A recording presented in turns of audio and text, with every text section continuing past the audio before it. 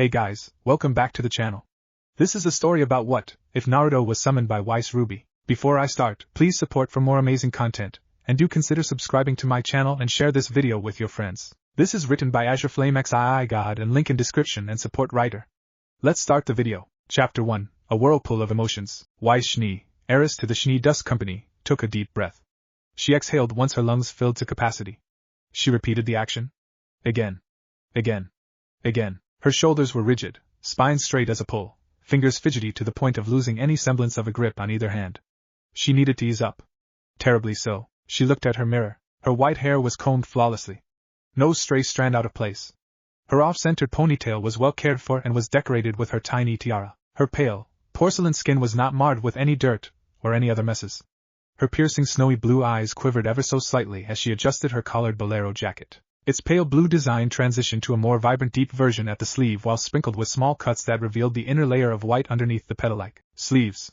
A splash of red was done for the insides of that jacket. Her dress was done in the same fashion as her jacket, pale blue at the torso, then a more vibrant one at the skirt's edge. However, a black lace was sewn at the valley of her dress, which hid her non-existent cleavage. A white sash was tied around her slender waist to add more to her extravagantly designed dress. Why was she tense? Her future for the next 4 years depended on her being at her utmost. Nothing less than that was acceptable for what was to come. Her skin appeared to lack any elasticity despite looking so smooth. The cold air of her white, blue-tinted grandiosely sized and elegant room made the tiniest of hairs bristle. Comfortable the room may be, it was just unbearably cold to those not used to the climate of the continent. She was used to this cold, but not enough to handle along with her masked fear of the trial that laid ahead of her later during the day. Lady Weiss. An elderly man in a black butler's suit with a slightly large belly called from the door behind her. You're terribly tense, he observed with panic. He rushed to her side whilst easily balancing a platter holding a teapot as well as a teacup already filled with the heiress's morning tea. He set down the tea set onto the small glass table beside her, and inspected the young lady under his charge. Klein, I'm fine, Weiss said softly. I'm just relaxing. If that's what you call relaxin', then I'm on vacation, lassie. You need to calm down. Klein, the elderly butler, countered in less than polite fashion. Weiss, knowing the change of tone and personality, turned to her cake butler. Klein. She said his name in surprise. What? I'm not afraid to point out the truth, the butler said with obvious bluntness in his voice. Weiss shook her head. She was familiar with this type of behavior.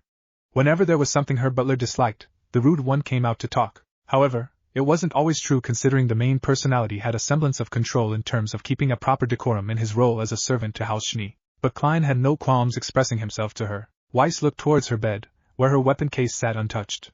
Klein, it's just, there's a lot of pressure, I already know. Klein responded calmly, his personality returning to the original. He knew full well the heiress's trial to be allowed the chance to be a huntress in training. He took the teacup on the platter, and gave it to Weiss. Facing off against one of House Schnee's automatons cannot be an easy task even if it's one of the older generation - one that guarded this house in your grandfather's younger years. So you do understand my plight. Weiss closed her eyes as she took to her breathing exercises again. Her body relaxed slightly in the presence of her amicable butler. I do understand. How can I call myself a butler if I cannot see what pains you, if I cannot hear your cries, if I cannot sense your discomfort? Klein asked the second daughter of Jacques and Stella Schnee. I've heard the stories of the automatons, their role and their notoriety as ruthless machines meant to protect House Schnee. Its members and employees aren't to be dismissed. Weiss sighed while turning to the window that showed the blinding white peaks of the northern mountain chain Blackstone. Ruthless in that they do not know the meaning of holding back. Ruthless against those not identified to be related to the Schnees, and ruthless in that they are nigh unstoppable if given access to its armaments and power limiters. She crossed her arms. Knowing my father, he just might make those stories come true, all in favor of keeping here in Mantle under his watchful eyes. Do not presume such things, milady, Klein reasoned. I'm sure that even he is not that dishonorable to assume he won't give you a fighting chance when you've excelled in your training with your mentors, and being highly praised for such skill. He shook his head. Why, that's just pessimistic. Half of me wants to believe you, Klein, Weiss admitted. But my father already allowed one child out of his clutches. I assume he won't be so lax this time around. Her hands held a tight grip around her arms. My fate for the next 4 years will be sealed today. Klein lowered his head for but a moment. If that is what you think, then shall I prepare your most potent of powders, milady? He asked politely. While I'm sure the ones you have available in your case is of considerable quality, I do have a stock of the finest ready to use for your disposal. Weiss moved her head to take a glance at her servant. And what do you have in stock, if you don't mind me asking? Klein lowered himself on one knee. I have the finest of burn, freeze, gust, shock, and gravity. There are others, but I think what I've listed would be something more pragmatic for your upcoming battle. Ah, but there is one cartridge that is a mixture. Blaze dust, Weiss hummed lowly. Are all that you mentioned equipped onto speed loaders? All of them are, milady. Klein responded promptly. Weiss' shoulders relaxed. Thank you, Klein. See to it that your stock is loaded into the case. I want every edge I can get against the automaton. She moved to the seat next to the small glass table. While you do that, I'll be enjoying the tea you made, which before I forget, thank you for this as well. The man returned to a standing position and bowed. Your gratitude does not need to be expressed. I am your butler. It is my duty that you are given the best for you to be at ease with your life. He paused. And if my master wishes for the best of her ammunition or my brew, I will gladly give it. The butler turned around on the balls of his feet, and left the room in a pace and posture fit for a butler in a hurry. Weiss smiled at the man who she thought of as family. While the stressing of roles was there, Weiss could not condemn the butler for his bouts of personality switches or his adamancy to give her the best even if it goes on the fine line between what is legal or illegal. He was there for her, and was what she appreciated. She leaned back on her chair after retrieving her teacup of her butler's own specialty brew. She gingerly took a sip at a time, savoring the rich flavor that hinted milk for an aftertaste. Fantastic brew as usual, Klein, she muttered before she gently returned the teacup back onto the platter. She stood up, and moved to her bed. The weapon case that was on her bed lay neatly over her stuffy comforter. The gunmetal gray case was fashioned with the Schnee emblem at its center for all to see. To open the case, she put her thumbs where the latches of a normal case were supposed to be. A fingerprint scanner was equipped on those locations for security of her weapon and its ammunition. With the definite sound of a click, she opened the case. Murdernaster, a gift from her grandfather's friend, glinted under the harsh rays that reflected off the northern peaks. The blade could be crudely described as a silver wand with a cup at the end. But to the maker of the fine blade, it was a thin, polished steel blade fitted with a revolver mechanism to use and eject dust. A weapon that befit an elegant warrior heiress of a dust company. She picked up the weapon by both the handle and the slender blade. She smiled at its elegant frame. How do you do, partner? She asked playfully. She knew her weapon could not talk. But being with this weapon for her duration of training all those years ago, it was a friend to her. Her trusty partner in combat. From her weapon case, a fine napkin was pulled out. The heiress polished the already well-maintained weapon. I'll be putting you through much stress today, she whispered to the blade. Let's show you your strength, eh? Weiss gave the weapon a few swift test swings and thrusts to test her speed and precision. When she found her miniature performance satisfactory, she took a breath. There was one thing she needed to try, her semblance. Her hereditary semblance to summon, a feat she hasn't succeeded at all during her training years before.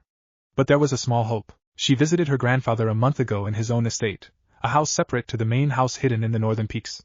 It was quite the visit. Despite being elderly, he only appeared a tad weaker than what stories told otherwise.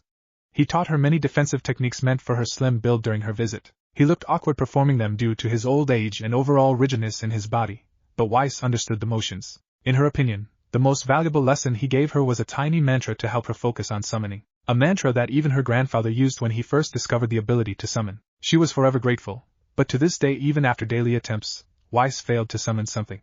But she still wanted to try just one time before the trial, just one attempt.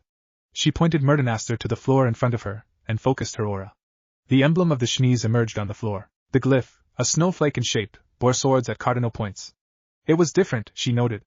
But like any snowflake, none are ever alike. Weiss recited the mantra her grandfather taught her in her own head.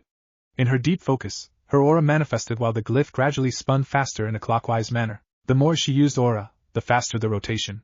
Recite, focus, repeat. Recite, focus, repeat. From the sky, fall and scatter like alabaster petals. Scatter and reform. Let your shape not be defined uniformly. Let your fractals grow. Deviate, rebel, become unique. Forged by my gentle hands of ice, amidst the scathing blades of wind, among the charring heat of lightning. Reform into what I desire, into what I've slain, into what shall be my servant, unto death. She imagined the form of a Beowulf, one that she killed during one of her training exercises.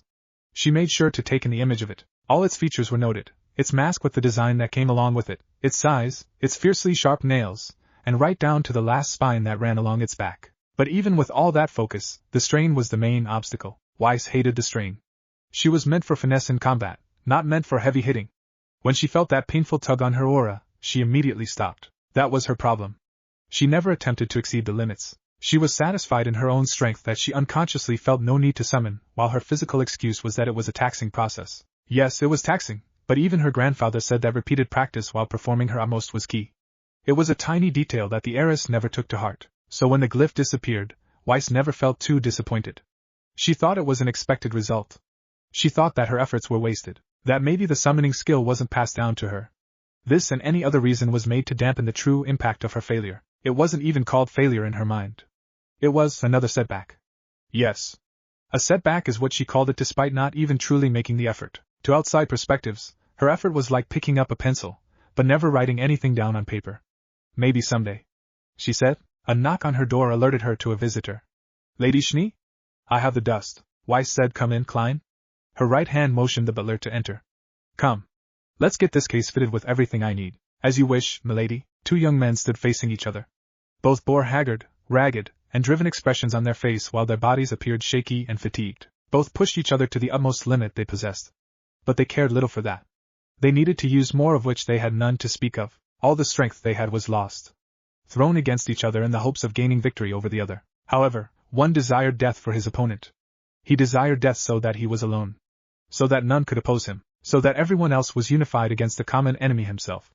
The opponent before him was his final obstacle to that goal. That one bore hair as black as a raven's. His hair was done to allow the bangs to run along the sides of his face while the rest was combed backward, ending in spikes at the back. Though with how intense the battle was earlier, that bore little resemblance to the description. His hair was a mess with barely anything left untouched. His face was pale from lack of rest and blood loss from previous battles up to now. His black eyes wavering in focus. His collared shirt was dusty, stretched, torn minimally at the edges. His pants were very much in the same condition.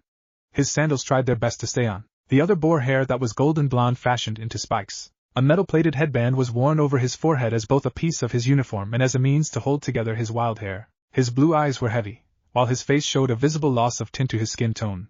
Yes, he too showed signs of heavy fatigue. His black jacket that sported orange at his sides was unzipped. The tiny metal contraption meant to keep it together was long gone. His pants were equally as dusty, torn, and used like his opponent.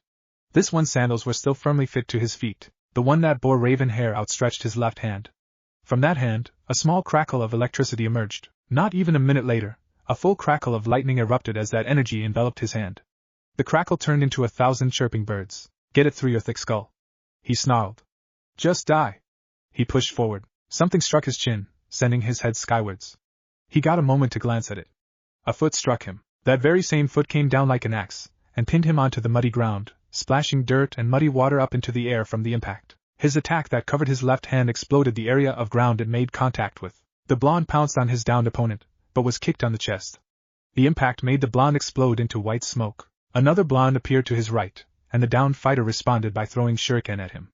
That one too disappeared in a puff of white smoke. The young man rolled backwards to recover when the blonde that was in front of him before was just inches away from punching him. Get it through your thick skull that I'm not giving up on you, he shouted as his fist connected with his opponent's cheek. The force of the punch was enough to send the raven-haired young man skidding back a few meters. The two paused once more to catch a breath.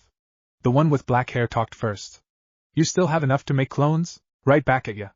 The blonde one started to counter. You still got enough to make that blasted jutsu and use your dojutsus. The black-haired one sighed. Not any longer if we keep this up without one of us losing within the allotted time. The blonde one snorted. You and I both know that it won't matter.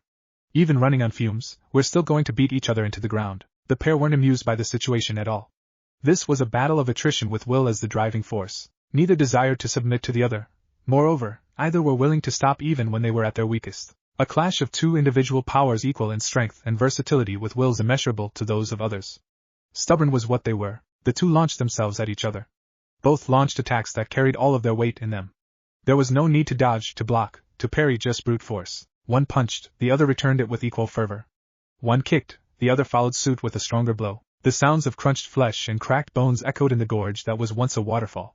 The two fought through the pain. They numbed their minds to such a feeling and anything else, like dirt, that may have struck them at some point. They used their brain power solely on their opponent, on each other. All they desired was to put the other down with maximum damage inflicted. Nerves fired off like lightning. They bypassed the nerves that desired to relay pain, and just passed on message after message to their muscles. Every movement, every contraction of muscle, every cell expending energy, everything was commanded by their brains to give their all. The blonde sent a right to his opponent's chin. The other smashed his forehead to return fire. He continued by driving his left fist into the blonde's ribs, then smashing his right knee into the blonde's abdomen. The blonde keeled over, but that didn't deter him from fighting. He sent his head upwards, smashing his head back onto the raven-haired young man's chin once more. He sent his right fist to his opponent's head. He missed. The blonde swung his arm back. Elbow led the charge to hit the other's cheek. The close proximity, their fatigue, and foot placement were factors that led to the both of them tumbling onto their sides onto the muddy ground. Even in their disadvantageous position, the two fought for dominance in hopes of forcing the other to submit in one's eyes or die in another's. They flailed about with bone-breaking fists, joints, and feet, still pushing through their limits because their opponent refused to stop. The never-ending loop of reasons to why they refused to stop grew with each attack that successfully landed on each other. The raven-haired young man succeeded in the struggle. His weight pinned down his already weak opponent. He lifted his right arm while his other grasped the blonde's neck in a tight grip. With a hammering force, repeated punches battered the blonde's face. Each punch delivered was given with a small grunt of frustration anger, while the blonde's head steadily went lower and lower into the hard ground. One could surmise that the blonde's face caved in on one side. However, the blonde's endurance and durability were extraordinary for a human. He was infamous for it along with his unpredictability. What would have killed a normal man already was but simple scratches and insignificant swelling on his dirted visage. His left eye was forced to close somewhat from some of the hits, but other than that, none were too grave an injury. The blonde made his move when his opponent telegraphed his next punch. A sickening crunch was heard after the punch struck at the other's ribs. A follow-up occurred with the next one aimed for the face. The blonde watched with satisfaction that his attack had an effect. He noted as well that the grip on his neck was loosened. He contracted the muscles at his core, and lifted himself up near instantly to savagely smash his head against the other. His victim was vulnerable, and instead of taking the advantage for himself, he kicked his opponent away. The raven-haired young man stood up groggily as he spat out blood. The blonde did much of the same. The two stared at each other, one with a hateful glare, the other a look of concern. "What does it take to make you die, Naruto?" the furious combatant shouted. "How many bones must I break? How many organs must I render useless? How long must I fight you to put an end to this?" he asked the blonde with hatred dripping out due to frustration. The blonde, Naruto, shouted back, "Everything, Sasuke. It takes your everything." He wiped the blood off his chin, and patted his face before he used his hands as supports placed on his knees. He shook his head. "Every bone you break, I'll do the same to you. Every organ that you stop, I'll just heal from with time. And I can keep going for a while." He pounded a fist on his chest. "I'll take all of it, and more if you want," he replied with a challenging grin. Sasuke uttered a guttural roar of anger before he charged at Naruto. His left hand, charged with electricity, was like a lance that aimed for the blonde's heart. To counter this attack, Naruto charged forward as well with his right hand forming a sphere of energy that contorted in a myriad of directions, shredding past each other with the speed and power of a gale. The two stretched out their arms to make a clash, but their energies were too depleted to even reach each other. But their momentum was not lost. In order to compensate for the loss, they used their momentum to deck each other in the face with a cross counter. Weiss hefted her case as Klein accompanied her to the ballroom.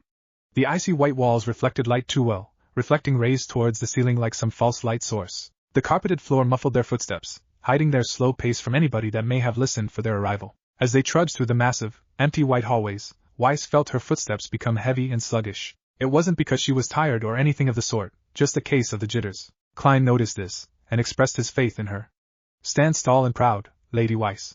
You have trained for this moment. Let nothing, not your father or one of this house's feared automatons, restrain you from what you desire." Weiss found the words encouraging however slight it was. Her loose grasp on her case became firm. Her footsteps gained a normal rhythm. The slouch she thought she didn't have was corrected. She smiled. "Thank you, Klein," the man sighed.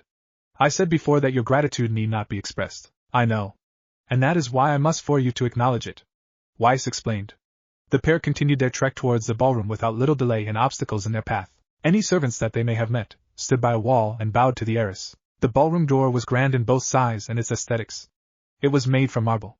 Its frame was shaped like an arch. Gold trims ran a few inches away from the edges before they converged towards the middle, where the Shmi crest sat on both parts of the door. Stained glass windows were put in place within the spaces inside the snowflakes to give it a splash of color in the white-themed estate. Around the crest were circles lined with dust. Yes, the door was mechanical.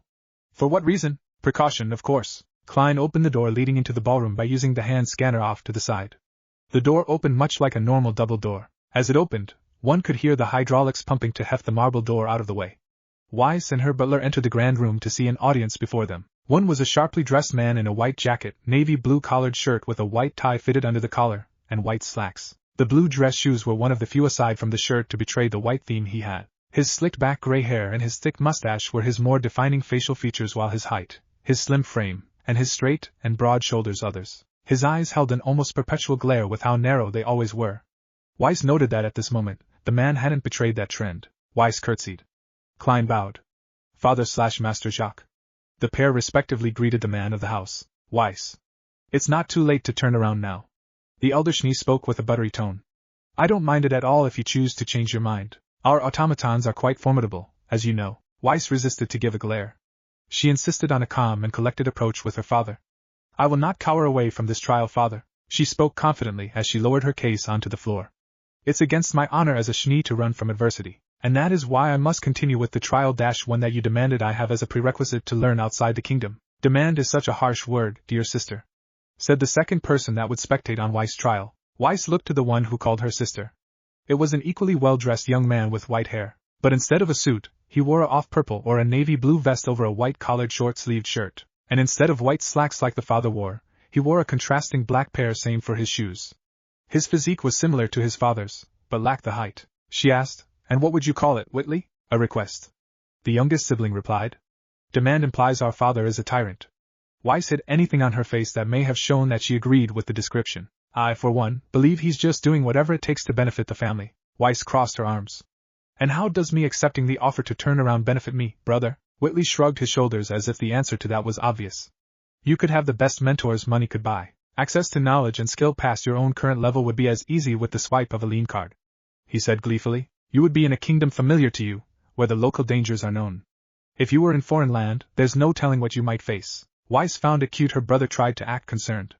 It was delivered a bit too overbearingly for both his or her tastes, and they knew it. You could be among the elite that Atlas Academy has to offer if you play your cards right. If you join Beacon, you'd be at a disadvantage when it comes to your position in the prestigious academy. Weiss closed her eyes. While your points are valid, Whitley, I find them insufficient. She bent forward to open the case, and grabbed her rapier. Are you saying this kingdom can't offer what Vale can?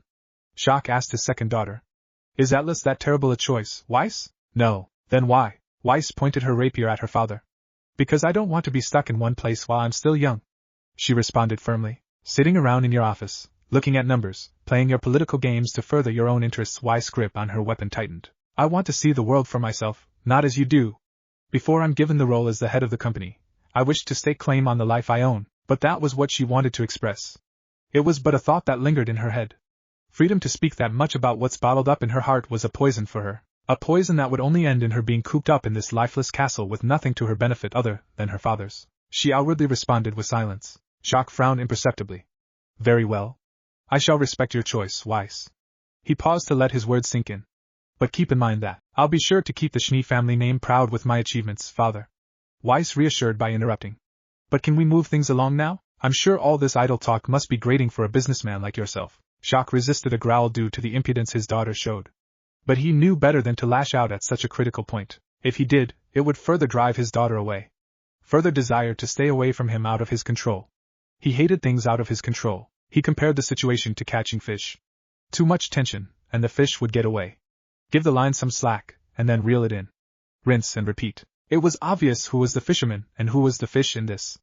And the man planned to keep it that way in order to keep himself relevant to her. He wouldn't forget the veiled disrespect anytime soon. And he had the perfect way to do it. Klein, may I have the honor of activating one of the automatons? Klein seemed alarmed. Shock knew what Klein thought just by the expression on the butler's face. The elder Shnee motioned the butler to respond. Well? May I? Klein found it difficult to refuse even if he knew the man's intention by being the one to choose which automaton to activate. Even if he was to choose, Klein would have been conflicted between the three that resided in the ballroom, for they were the automatons that were notorious for being the strongest out of all of them. He sighed inwardly. Weiss was correct in thinking that Shock would stoop to lows to keep her in Atlas. Klein lowered his head, almost appearing to bow to the man. Choice is yours, Master Shock. Klein responded in a neutrally professional tone. Thank you, Klein. The man was all too happy to get the freedom to choose Weiss' failure. He turned to face the rest of the ballroom. With a commanding voice, he shouted, Automaton Unit, Lancelot, Training Mode Level 5. As soon as his voice was analyzed, recognized, and interpreted for its contents, one of the automatons whirred to life. Of the three that stood in the ballroom, the one with the more intimidating armor moved. From the viewpoint of the people down by the entrance, it moved from its post on the left before it headed towards the center of the ballroom. It stretched out its right hand, and the floor in front of it moved. Panel after panel sunk below the marble tiles that revealed an opening. From the hole, a golden pointed pommel jutted out slightly. Then, the sound of whirring gears echoed in the expansive room. The sword raised from the ground dramatically, revealing the slender and solid royal blue handle, to the golden wide circular crossguard, and finally to the long blade connected to it. The more intricate details were on the blade itself. A cross-like indentation and design was forged on the gold blade collar below the guard. The gold fuller ran through most of the length of the blade. It was wide and bore a seemingly nonsensical piece of writing near the collar. The shimmering silver blade itself, while standard for a longsword, was elegant and regal in its well-maintained appearance. Its width was expanded slightly near the tip. Before it tapered off to a point, a small notch on either side was present. The automaton grabbed the sword, and let the tiles return to their normal place before it gently placed the tip of the sword back onto the floor. Weiss was left speechless as she looked at her opponent. Lancelot bore the colors of stark silver and gold, much like the colors of its blade. Its helmet was fashioned like to appear layered. The metal that covered its inner frame was 3 layers of it, with the top claiming most of the area of the face and forehead. A single slit with cross-like designs at both ends was made for the eyes of the automaton. And atop the helmet, a long blue tail. Its intimidating armor was due to its proportion and shape. The pauldrons were large, appearing like bulking shoulders of a reptile with the repeated layers, and at the edge of those layers, a gold trim ran. Its breastplate was made to look like its ribs were armor, as bulging pieces of metal encompassed the sides unlike the usual. One prominent piece that covered the torso. The center of that breastplate was layered as well, keeping in like with the reptilian pattern of layering this time appear as the underbelly of some dragon. The ribbrace, vambrace, and gauntlets as a set appear to have a false, seamless orientation to their design.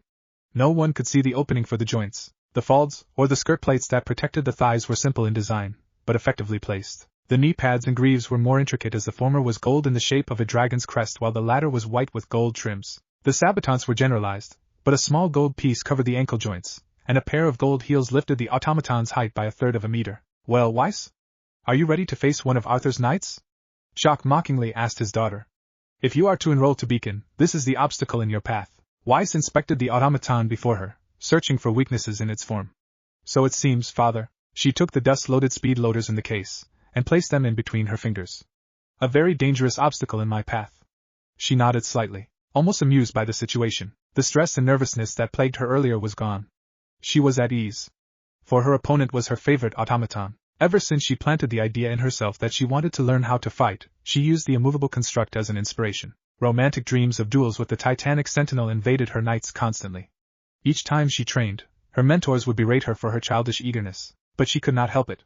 She used Lancelot's glorious stories of defending her home as a drive to realize what it takes to fight with everything in hand. In turn, her method of fighting was revolved around utilizing her skills at the most opportune moments to bring about a devastating blow each time. For years, she trained to follow in the expectations of a lifeless sentinel. Now to see it move for the first time in her life was a dream come true. I finally get to fight you, Lancelot. Weiss thought. Have you been watching my efforts from your perch? I hope you have. Because I'll be defeating you in a few minutes. Her confidence exuded exponentially, and it showed in her face. Jacques was surprised this reaction coming from his daughter. Whitley was curious, but nonetheless indifferent about how the results of this trial went. Klein found the change in his charge's demeanor to be a relief. Though the thoughts the 3 males had were different, they all agreed that the battle to come may be a spectacle. Weiss walked towards the gigantic opponent, leaving the black tiles to step onto white ones. The change in the color was important, for inside the border of the black tiles was the battlefield. Anything in the area of the black tiles was a safe zone, protected by dust in its raw form, transparent energy. But that wasn't the only place protected by dust. The very floor of the battlefield and the ceiling were protected. Any combatant inside this field was essentially trapped in an invisible box. Weiss made the first move. She dashed forward, and aimed for the automaton's ankles. The automaton responded by dragging its sword across the floor to intercept her approach. It did it in such a speed that Weiss had nowhere to go but meet it. The moment Weiss made contact with the blade, the automaton scooped her up like dirt dug up by a shovel. She was sent to the ceiling in no time. Thankfully, she landed feet first. The force kept her there for but a few seconds. She looked at her blade, set at shock dust. The automaton raised its blade to the height of the ballroom's ceiling. Yes, the ballroom was quite expansive, for floors were dedicated to give room for dancers below and spectators above. The sword it slung over its shoulders barely scratched the top of the battlefield as its massive edge headed for Weiss. Weiss placed a glyph on the ceiling that she stood on to keep her there. Well, not exactly at the same spot but just within the area of the glyph. The experience of being upside down was nauseating. Even more so when gravity acted against her. She felt the blood rush to her head, of which the capability to think was weakened. Her stomach crawled up her throat, and the acids inside the digestive organ felt like a flooding river ready to burst out of a dam. She stepped to her right to allow the blade to miss her entirely. As soon as that happened, she changed the glyph's properties. Instead of keeping her in place, she made it so that she was propelled towards the automaton after she leaped. Her approach was designed to aim for its neck, where it was least protected. She pulled the trigger on Murdenaster, and watched her blade sparkle with golden electricity. The way her trigger worked was dependent on how long she pulled. Here, Weiss was intent on using all of the dust in that cartridge to extend the reach until the actual blade's length was negligible. But that was for naught as the giant mass hid behind the width of its sword. Electricity met the blade, showering the area in blinding sparks much like a fireworks show. A show that came closer and closer to her. Weiss felt the cold steel bash against her whole body just before she was sent flying to the invisible wall back first. The impact made her drop her handful of speed loaders full of dust essential to the defeat of the automaton all over the floor. She slid down the wall as her titanic opponent sent the point of its sword at her. She was quick to recover. She looked at her shock dust cartridge and Merton asked her, "Shock dust empty?" Not a moment later, she stood up ready to act against the incoming attack. Just before it struck the floor, she jumped atop the large blade and ran across its length with the help of her glyph. Her revolver was set to the gravity dust. In doing so, the released a flurry of thrusts at the sword she skated on. Each injection of the substance made the weapon heavier until the automaton fought against the weight of the planet's gravity times 7 to keep it up. The free hand approached her during her ascent. She switched it up. On her revolver was a mixture gust and burn. The mixture of these two was dubbed as blaze dust. She set her blade's point against the offending appendage, and watched as a firestorm exploded from the tip, and repelled the grabbing hand. She remained on the steady blade. Her perch was a reasonable spot to be on. She had the range to keep it at bay, while also unconsciously keeping an eye on the occupied sword. Prioritized the free hand because it was the only thing that could stop her, until the automaton decided the sword was useless weight. Freeze dust was equipped next for the purpose of hindering the movement of the usable arm. She fired the dust from the tip of her rapier. The dust flew into through the air. The sparkling blue streaks of light trailed a path to the wrists and elbows of the automaton's left arm. Chunks of ice instantly froze on contact, and crept around the area of impact. Though it didn't last long. A simple movement of the joints crushed the ice. She insisted on using all of that particular dust. Instead of bolts, a stream of the dust froze the length of the forearm in a gigantic block of ice twice the size of the humongous arm. Freeze dust empty. The automaton's sword hand creaked as it attempted to lift the sword up. The hydraulics in the inner frame of the mechanical sentinel pumped as hard as they could. Weiss knew the gravity dust wouldn't last long. Not to something of this size. If she wanted to end it, she had to do it now. She decided to move right as the automaton's left arm was above her. The arm made impact with the sword, exploding the ice that encompassed the limb. Weiss had to cover her face to prevent any stray chunk from hitting her into a dazed state. However, she forgot to realize something. The force of the hit made the automaton drop the blade. The speed of the drop was near instantaneous, which led the heiress to be momentarily airborne. She was instantly backhanded before she could even make the effort to craft a glyph meant to repel an attack. Once again, she flew towards the wall, but this time, she was prepared. Weiss looked at her rapier. Gust dust set. She thought as the green-colored dust locked in place. She set the tip behind her, and released a blast of wind to counter the force of the blow that sent her flying. Soon after, she flew towards the night at speeds that sent her flying away. Gust dust empty. Her destination was Lancelot's breastplate. If she could immobilize the torso, it was victory. She focused on that possibility. It was her only possible way of winning. The condition of victory for fighting against an automaton was to bring them to their knees. Burn or blaze dust would be difficult to knock a well-balanced automaton. A breeze from gust dust was useless. Freeze was for immobilization. Shock was to penetrate the armor. Gravity was to make it submit. As she got closer, she found hope in her idea. But she never saw the left hand that came up from below to parry her approach. She flew in another direction again. Sent to a wall, she slid down its surface weak and barely moving. She was stuck in an L position. Her rapier was used as a cane, but she could not rise, no matter how hard she exerted herself. Her shoulders hefted the world. Her feet were drowning in cement. Her arms were dragged down by thoughts of doubt. This time, there was no more retaliation from herself. She was sure of it, all because she sprinkled the remaining gravity dust on herself. She rendered herself immobile. Gravity dust was solely used by the Helios-class battleships of the Atlesian air fleet. They were used as optional ammunition for the 6 main batteries installed upon the ship. They were used as such to send down hostile airships by the force of gravity. It was hardly meant for close combat, and she knew the risks. Most considered using that particular dust as suicidal, though gamblers are what most people actually said in public. And here she was, trapped in her own attack. Darn it, she choked out like a growl. Her grip on her rapier tightened in response to her frustration. Lancelot the automaton loomed over her paralyzed self. It watched her curiously, wondering what to do because its opponent still had aura to speak of, but unable to fight. It reached for its sword, and stabbed it on the floor off to its right. It looked down, asking, "Do you still wish to fight?" Its visor zoomed in on the form of the heiress as it analyzed for possible responses. It looked at the subtle twitches of effort to move her body. It looked at the sheer anger that was on her face as she tried to move. Struggle detected. Resuming combat mode. The stabbed sword's tip was lifted just enough so that it could point to the immobile heiress. "No. No! I refuse!" Weiss shouted in her head as she watched the gleaming blade. "I will prevail. I won't surrender when I have freedom at the tip of my fingers." Her knuckles became snow white with how tight her grip on her weapon became. "It'll take your everything to take away my life, Lancelot." A glyph was created in front of her. Much like before, the design was the same. The magical circle spun faster, faster, and faster until its details were a blur unrecognizable. A golden sphere of light erupted just above the glyph, blinding anyone in the room the moment it expanded. The moment the room returned into a state of normalcy, Lancelot had successfully launched an attack. But it missed, and a new addition in the battlefield was revealed leaning against the blade, a heavily wounded young man. Or was he a faunus? Weiss looked at the blonde before her, topless for reasons that suggested she summoned him out of a deadly battle. His pants were now knee-length shorts torn to pieces at the edge. His whiskered face was swollen and bloody at the edge of his lips as well as from the nostrils. The spiky hair was a mess further than what it normally looked due to battle. What was shocking was the lack of arms. His arms weren't there. It looked like they were blown off the joints on his shoulders. And his bare chest lacked an epidermis or even the subsequent layers underneath the most superficial one. He had significant bleeding, and it showed as he tarnished the magnificent blade behind him. Weiss concluded that she summoned a person that was in the middle of an explosion. She summoned him at the delicate moment between suffering the pain of his wounds and instant death. Everyone was speechless. But to the summoner, she was in a state of utter confusion. She summoned, yes. Great on her part. But this was not the Shni's way of summoning. The Shni never summoned sentient life forms.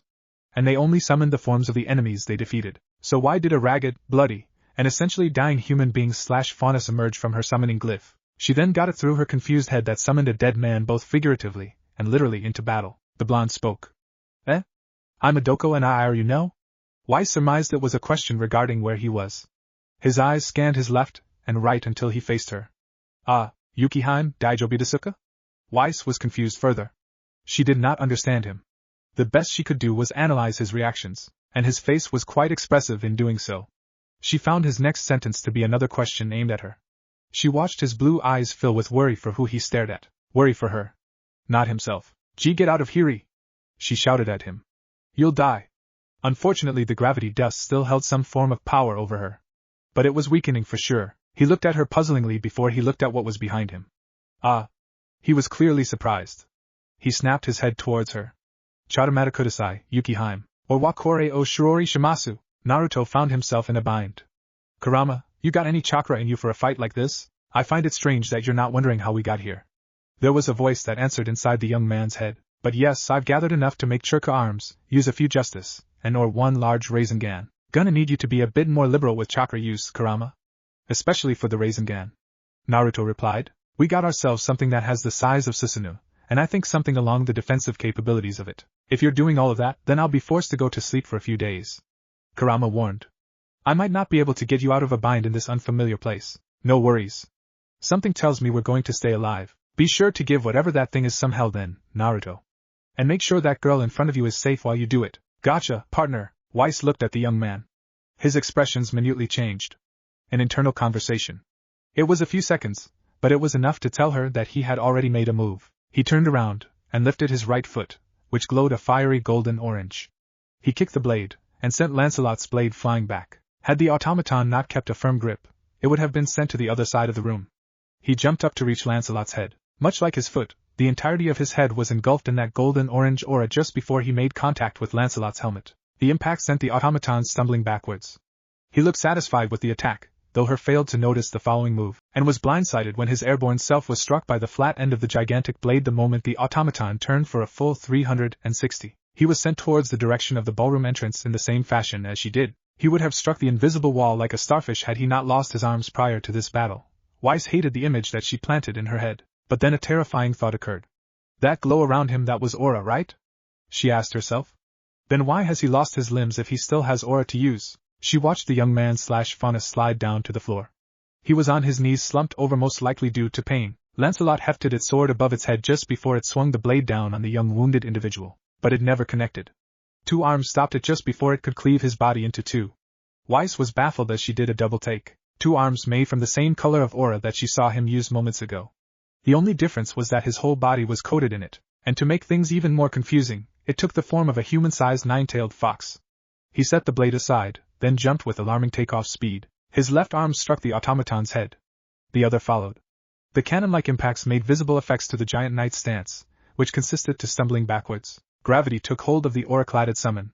But even that didn't stop it from its offensive. The tails wrapped around Lancelot's shoulders, and pulled himself towards its chest to kick it back with both of its feet. The automaton skidded backwards quite a ways from it. It was nearly inconceivable that someone had the brute force to push a Shni automaton so far back. Weiss looked at the bestial young man. It seems his cloak of aura retreated except for his arms. He opened his right hand, and from it a small sphere in the same color as his aura. Slowly it grew in size. From a golf ball, to tennis ball, to basketball, it grew continuously until it was roughly the same size if not larger than Lancelot. And that sphere wasn't just a sphere of aura. It was a grinder. Weiss noted that he contorted his aura so much that it looked like anything that would touch the darn thing would be shredded. Heck, the very air around it bent to the various rotations of the sphere. But from where Weiss sat, he simply dropped it from his hold whilst his right foot was coated in his aura once more. Foot made contact with the sphere. The sphere flew towards the automaton while it carved its way through the air, and left a vacuum that trailed behind it. Weiss herself felt the air thinning out as soon as the sphere went past her to strike Lancelot dead on. It was blocked with the sword, but little by little the automaton was pushed back while its grip on the sword weakened from the bashing and grinding force coming from the attack. Like a wall, Lancelot stood its ground. But like any wall, Lancelot's guard was torn down, and with it gone, the attack's full force struck it. The air drilled into Lancelot while the aura sphere bashed and ground itself onto its armor. Not long after, the sphere exploded, sending the Titanic knight to the other side of the ballroom. It didn't get back up. Weiss looked back to the summoned individual, who was now in front of her. He still bled. A lot. But he looked happy to help. He said to her, in that strange, yet somewhat familiar language, Hinata wa iamayanzendesu, Yukiheim. He smiled at her just before he collapsed, and landed on his side. Weiss didn't understand him at all. She didn't understand why he fought for her in his condition. She didn't understand how he got himself so wounded. She didn't understand why he was summoned. She didn't understand a lot of things regarding this young man/Faunus, but she knew that his words were meant to be of comfort, and she wanted to make sure that she was able to reciprocate that to him the next time he woke up. She wanted to save him just like he saved her. With a powerful voice, one she was known for in Atlas and throughout Remnant, she shouted, "Klein, call an ambulance now." Chapter 2, Breaking the Ice. Weiss sat on the couch for the second night in the hospital room her summon was admitted to. It was inside the intensive care unit for obvious reasons. He had 2 4-stands, where 2 bags of blood and fluids hung on each stand. Weiss noted that this was his 3rd transfusion as far as she knew. The catheter was stuck just below both his left and right clavicle, where the fluids flowed into the subclavian veins. The doctor and nurses that were in charge of him were quite surprised about his condition. They said with how low his blood volume was, he was supposed to have heart or respiratory problems.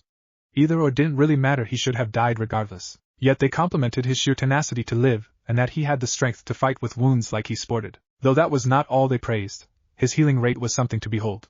The skin that was torn off around his chest regenerated, not instantaneously, but something worth noticing because it was simply unnatural. Had he magically regrow his arms, Weiss was sure some mad scientist would have wanted to claim him for the sake of experimentation to understand his physiology. That or someone in power may gain an unhealthy interest in his abilities. She hoped that kind of fate for him won't happen. Human or faunus, whatever he was, he didn't deserve that kind of fate, especially not after she summoned him to fight an automaton. Yes, he had enough trouble ever since he appeared.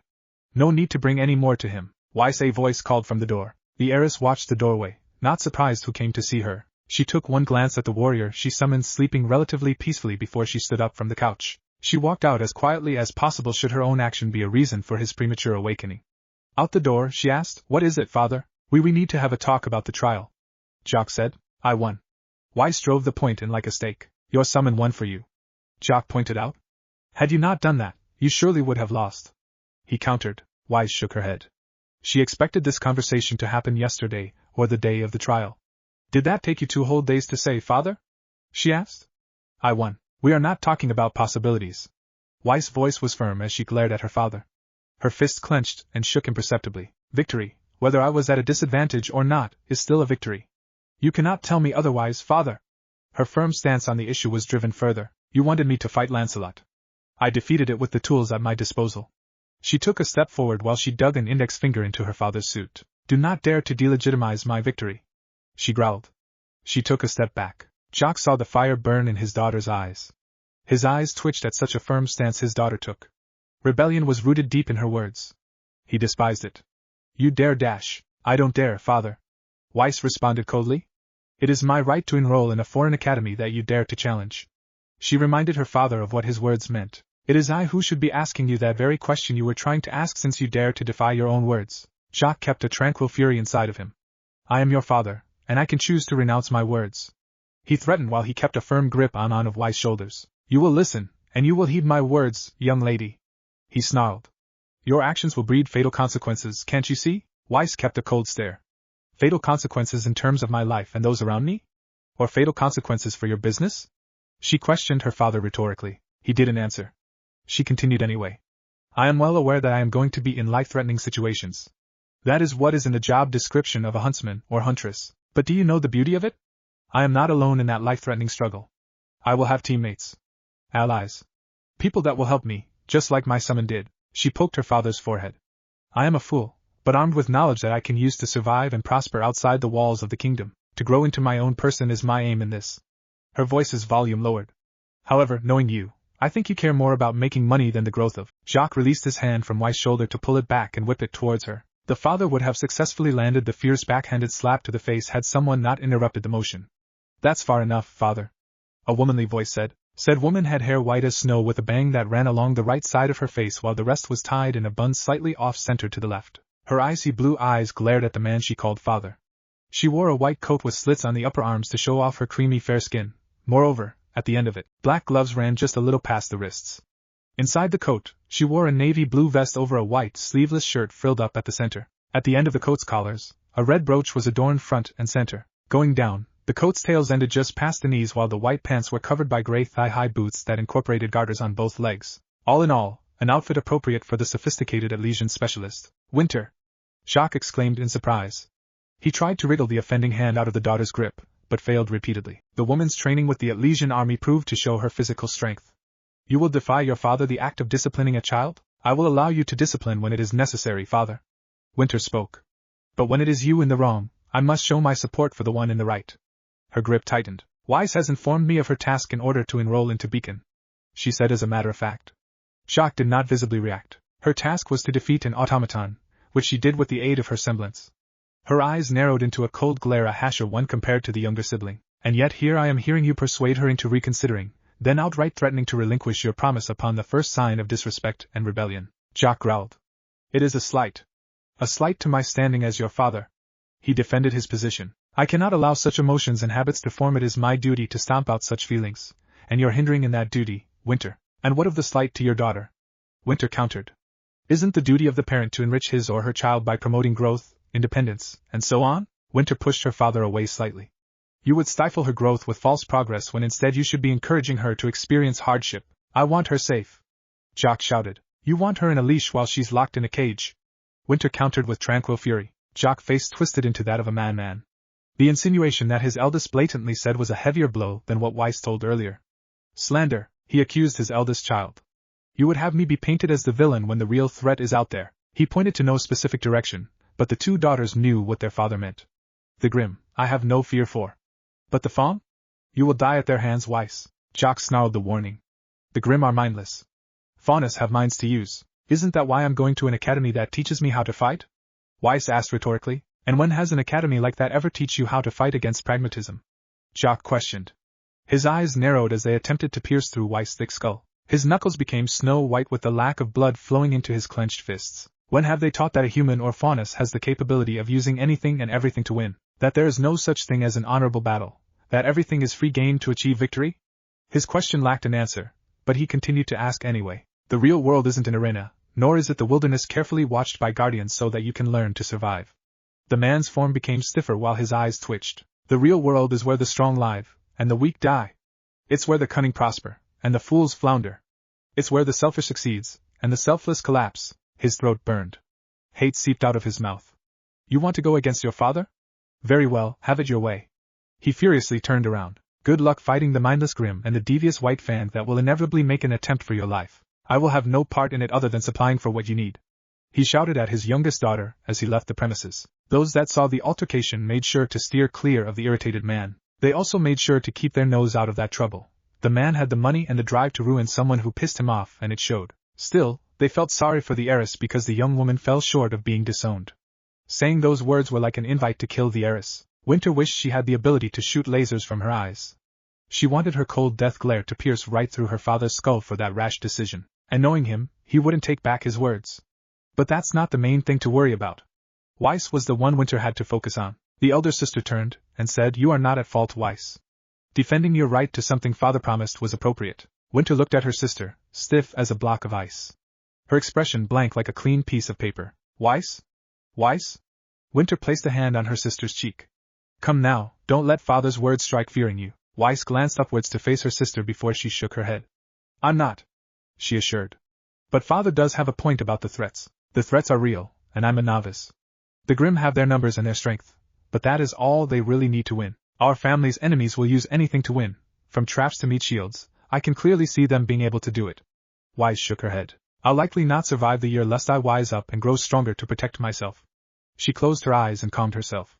That still won't stop me, however. I'm going to enroll to Beacon. Nothing will deter me from getting what I was promised. Winter gave a small smile. You are more passionate than what we Schnee are supposed to be. She raised an eyebrow. Are you sure you're related to me? She teased lightly. Weiss smiled at the lighter tone her sister gave. We have the same semblance, right? She asked playfully. Winter pushed Weiss to the room she occupied along with her summon. That we do, little sister. That we do. The two sisters sat on the couch provided in the room, and silently watched the critically injured summon. They watched the slow rise and fall of his muscled torso. It was a calming sound, as was the rhythm of his hushed breaths. It was a wonder to see him at peace with wounds that were supposed to be lethal. He's a fighter, that one.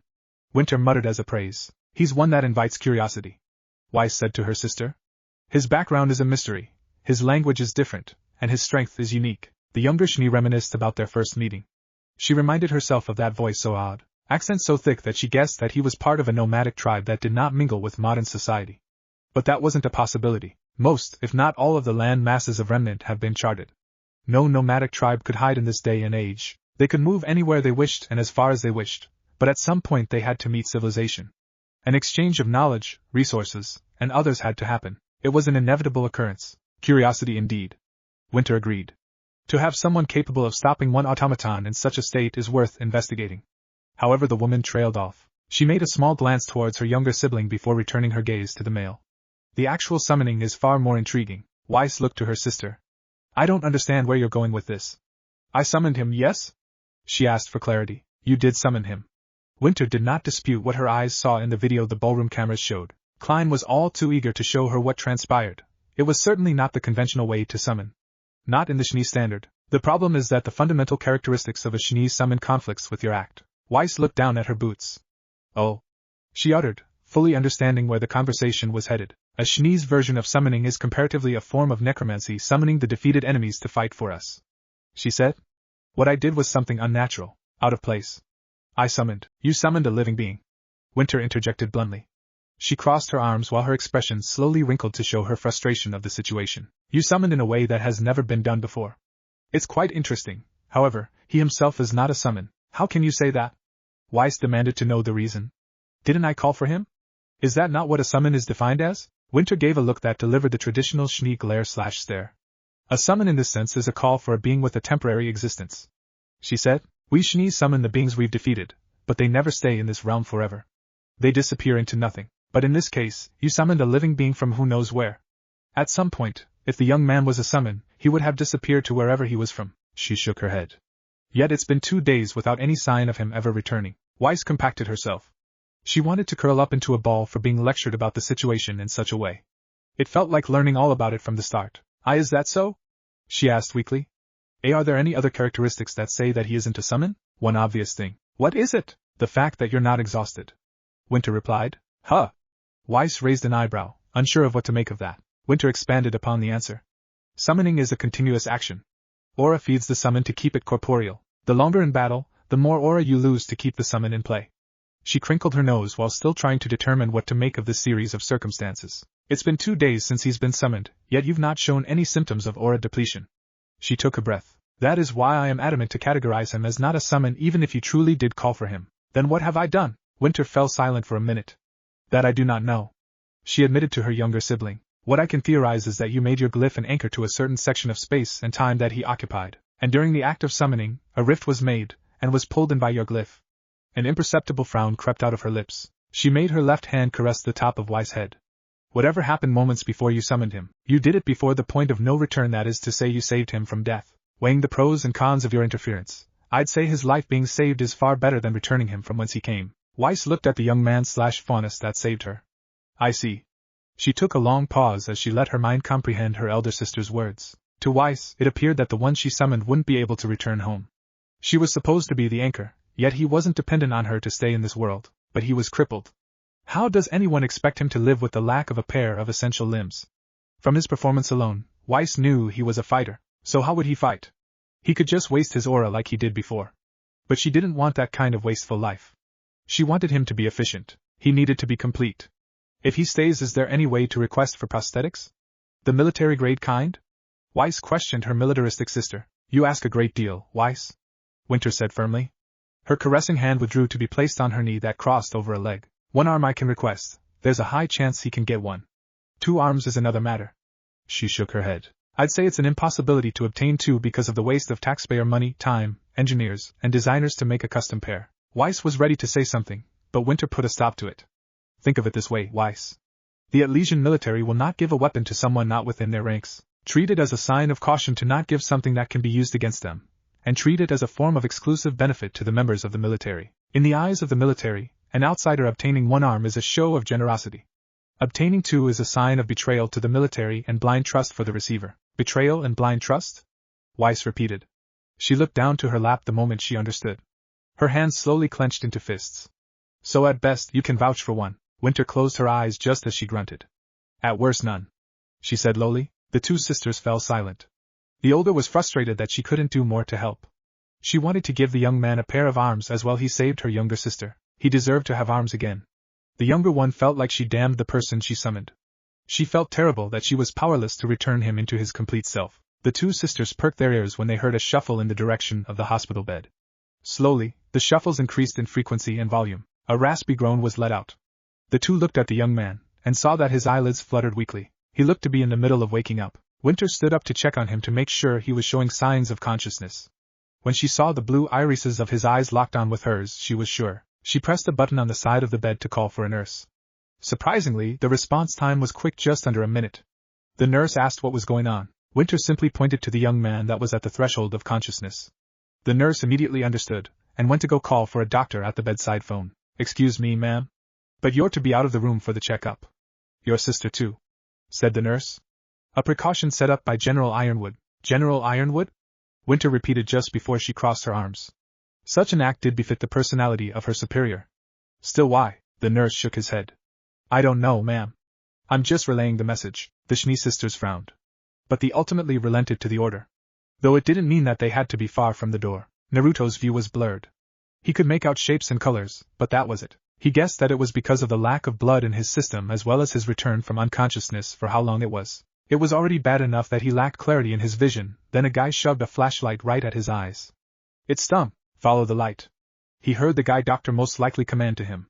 But yeah, language barrier. Damn it. Get that out of my face. He groaned out. What kind of language is that? One of the nurses asked out loud. Not the widely used one, of course. Snapped another. God, can someone speak properly? He's conscious for sure, said the doctor.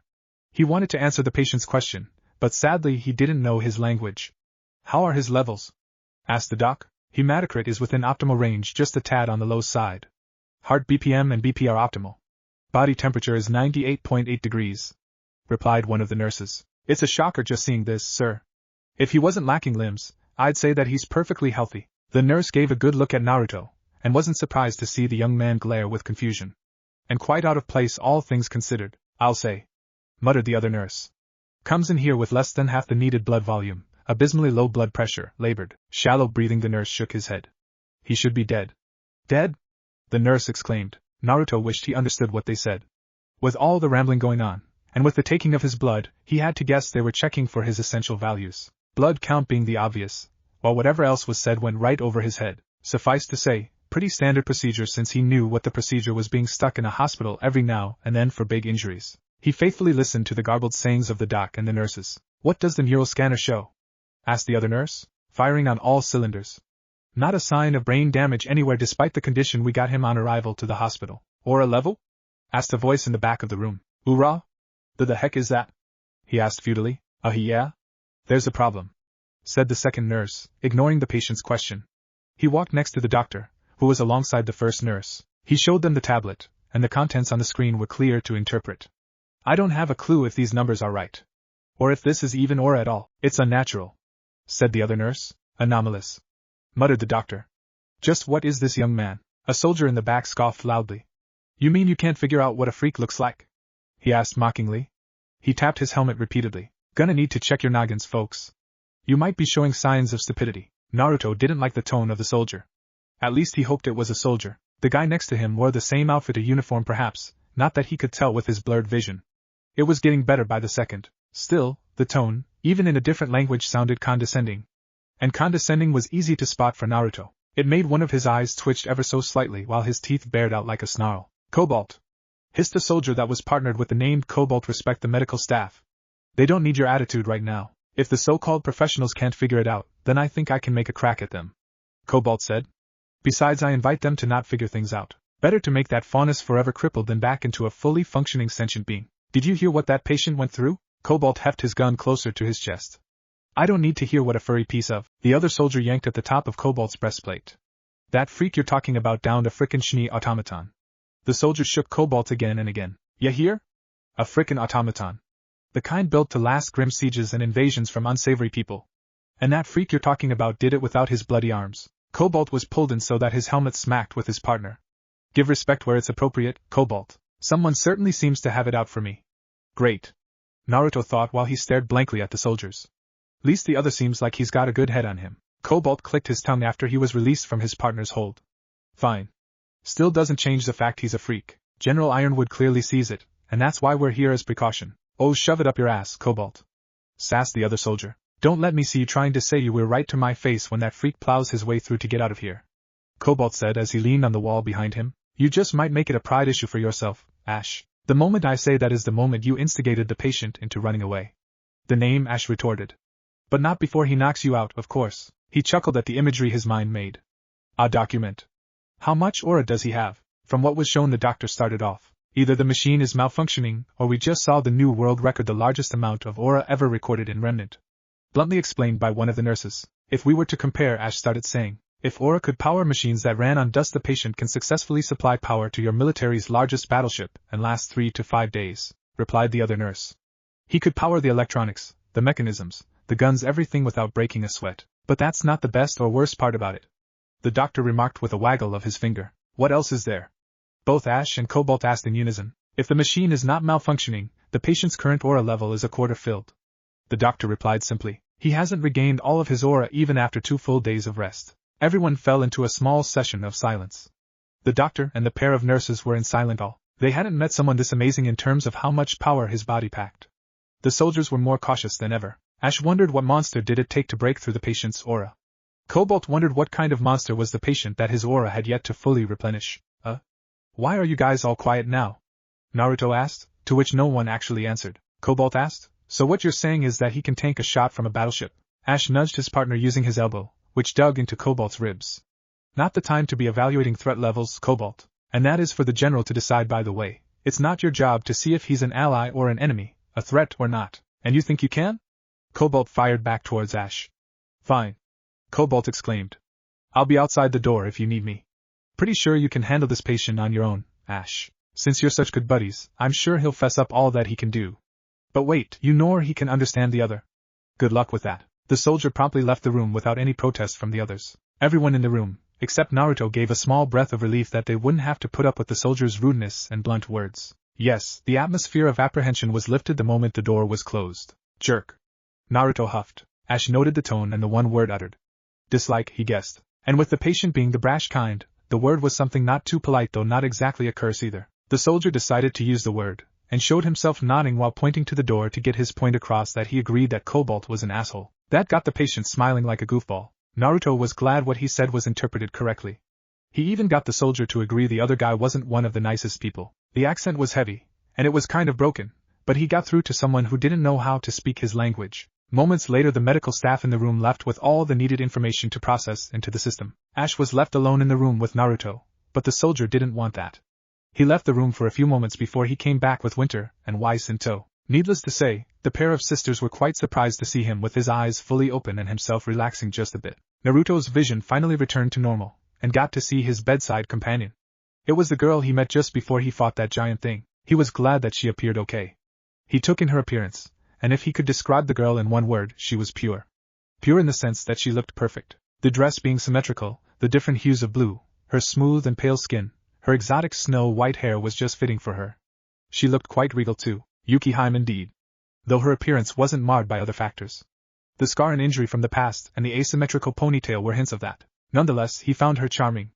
Lacking in a feminine frame, but beautiful in her own way, he called for Kurama in his head. No response. However, his chakra was there ready for use. And unlike with his own, Kurama's chakra was potent enough to act like a solid. He called for that chakra, and molded it to his liking. He closed his eyes in concentration. He didn't need to before, but with him lacking full strength and a biju to help, he had to. The glowing golden-orange clump of energy manifested where his right arm should be. Like a slug, it stretched then stopped before it stretched again to full extension. A right arm was made in front of the heiress, the sister, and the soldier. That very arm was outstretched to Weiss with palm facing the ceiling. The girl graciously accepted the arm made of his chakra. While he lacked nerves for that artificial arm, he could tell the firm grasp of her hands came with a gentle and cool touch. Nothing like a sting of ice held in the hand too long. He bowed slightly, and said, "Yukiheim, I'm glad you're all right." He made sure to let his tone and emotions pour through to get his words across. He heard her say, "I'm glad you're okay too." The words were meaningless, but the emotion in her voice told her that she returned the sentiment. And that was perfectly fine. He pulled the hand back to point at himself. "Uzumaki Naruto," he introduced simply. "Uzumaki? Sounds strange for a first name." Weiss commented. "Sounds Mistrali in origin." Winter commented. She turned to the soldier, Ash. "Second Lieutenant Ash Vulcan, do you know of anyone in our ranks that is a native Mistrali with knowledge of ancient tongues?" The soldier shook his head. "Not off the top of my head, ma'am. But I'm sure there is someone in our large pool of members in the military. See to it that you find one," Winter ordered. "Sooner or later, we need him talking, and it's best we have a translator that the boy can trust to get his message across." The soldier saluted, and promptly left the room without a word. Winter was glad that the man wasn't hesitant at all to help. She shook her thoughts to focus on her sister that conversed with the young man/Faunus. Though there really wasn't one considering that the male pestered her in pronunciation. Something of a characteristic of a Mistrali when it comes to names. "Uzumaki?" Weiss repeated unsurely. Naruto shook his head. "Uzumaki," he said quickly without flaw. "Uzumaki?" He tilted his head side to side. "Asoso or close enough. Uzumaki Naruto. Uzumaki Naruto." Weiss repeated as best as she could. Naruto. Weiss copied. She got a grin from him. It was quite contagious, and soon she found herself grinning in return. "Naruto. Uzumaki Naruto." She pointed at herself. "Weiss Shni. Isa Shani," was his attempt. No. Weiss. Shni. She tried the slower approach. Weiss Shni. Weiss gave the gesture of close enough. The accent made it difficult for him to say her name right, but at least they introduced each other. That being said, she had to introduce her sister. She pointed to Winter and said, "Winter Shni." Naruto looked at the woman, and smiled.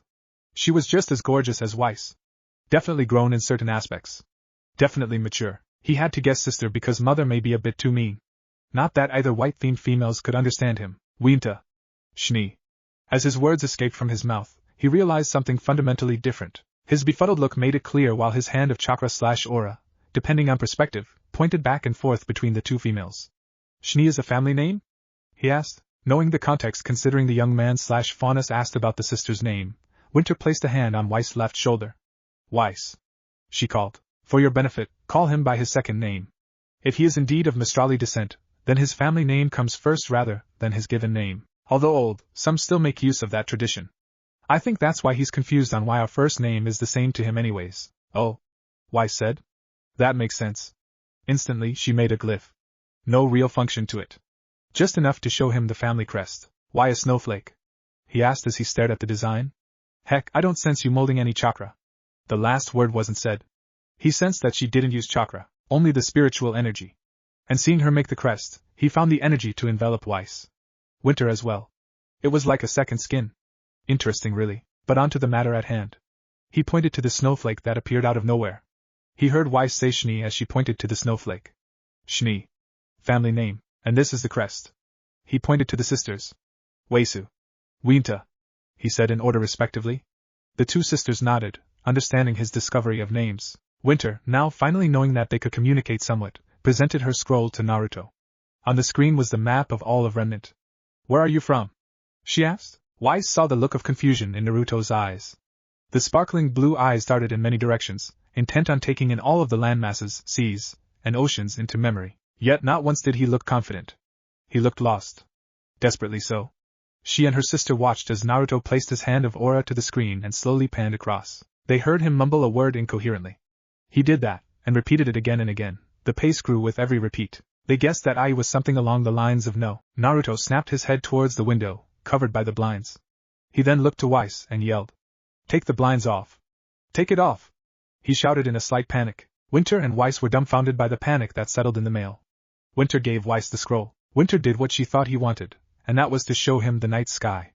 She headed for the window. With the press of a button on the wall just underneath the windowsill, the blinds scrolled up to its hiding place in the ceiling. "Is this what you asked for?" she asked just to make sure. What? Why is the moon broken? Why? Why is it broken?"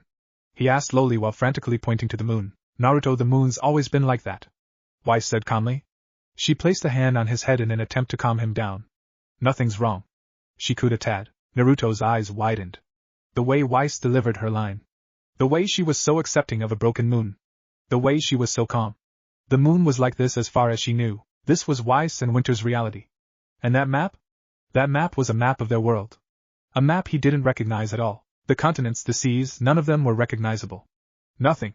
He looked down on his lap. So then that feeling of weightlessness. That white void. That woman just smiling at me. Then rush of cold air, then appearing in front of Weiss. Was I summoned? To a different dimension? To a different world? With no hope of going back? He shouted in his head. He looked to Weiss then Winter before he went back and forth with them. Where? Where am I? Winter's face formed a frown. The words he said had to be about where he was. It just had to. There was no other possible combination of words there that fit with his darting gaze that went back and forth. She looked to her younger sibling, but she was all for calming him down. Weiss didn't see the big picture to the fit the male showed. He was confused when he saw the map of Remnant on a scroll. That was two things, confusion from the map, and confusion for what contraption her hand held. He was shocked, maybe a little scared, at the sight of a broken moon. He was shocked by her and her sister's lack of empathy to the situation. He was lost in this world. So much for breaking the ice. "What did my sister do to you that night, Naruto?" she asked inside her mind. Weiss' summoning was no simple summoning. That was already established. However, Winter was naive to think that summoning was just limited to her world. That is until she reminded herself of her own words. "What I can theorize is that you made your glyph an anchor to a certain section of space and time that he occupied." Space and time. Didn't say a space in Remnant nor a time from the world she lived in. Just regular space and time. And that meant many things, but for this circumstance, it was clear-cut. Weiss summoned a young man/faunus not born in the world of Remnant, nor lived in a time that was as advanced as Remnant's. Yes, the devil was in the details, and she already finished the puzzle already. She just needed to put in simpler words in her head. Naruto Uzumaki never existed in Remnant now or in the past. Chapter 3, Iron Fists. General James Ironwood was an intimidating man. His stature was larger than most people. Some were an exception. But if height wasn't the thing that scared an individual, it was his physique, muscular and built to be bulky underneath that white military suit. If that wasn't enough, then the steel glare was the finisher. The aged general combed the side of his hair, where his gray streaks were like a layer underneath his well-combed black hair.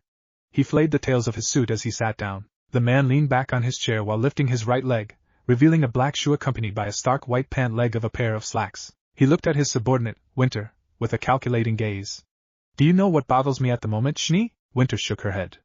"None whatsoever, General Ironwood, sir." James placed his right hand on the desk, and let his fingers, bar the thumb, to tap on the surface like a pianist gliding over the keys. "I'm boggled by how is Jacques tolerating the most intriguing individual in Mantle," he said.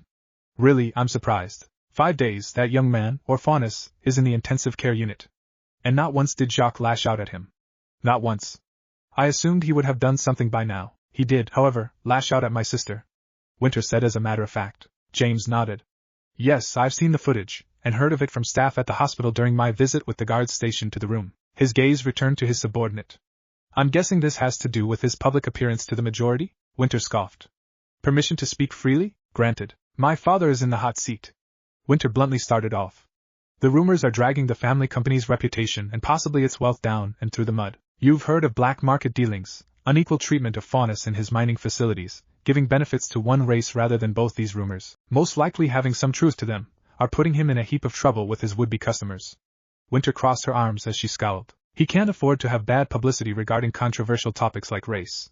So he must tolerate the person's presence, or face a temporary profit decline." James nodded in understanding. "So my guess is right. Typical of Jacques." He sighed whilst he shook his head in disagreement on the CEO's line of thought. "He can't afford to lose money. He can't afford to be seen as a heartless racist despite already being accused of such things." "How futile," James simplified. "It's a waste of time for him to hide it." Winter agreed. "Jacques will be Jacques. James said dismissively. I'm glad his self-conscious need to be good to the public is keeping him from doing something foolish. His tapping fingers stopped. Now then. Regarding the individual your sister summoned. He watched Winter stand stiffly. I've heard the medical reports as well as his uniqueness. Have you heard it? He asked. Winter maintained her tall and straight posture. It was routine to look alert when spoken to, and didn't want to disappoint her superior. I've not had the liberty to hear it officially. However, I've seen a few feats as well as heard the whispers on the way to your office, General. Winter replied. That young man. Or Faunus. Whichever one he is, he displays quite the vitality. James praised much like the doctors and nurses in the hospital. Accelerated healing, high pain tolerance. Stable condition in 2 days. He clapped at the reciting of such feats. Marvelous. Intriguing to say the least, Winter nodded lightly. My sister says that he's one that invites curiosity. James crossed his arms. Indeed he does in many aspects. He agreed without any hesitation. The medical world sees him as a marvel of a living being. The historians are in a frenzy, wondering how someone of his age has not moved on with the times. Not a shred of modern technology was on him, only what some people would call antiques or useless tools, though I think the Mistrali assassins might beg to differ on the subject of time-tested weapons.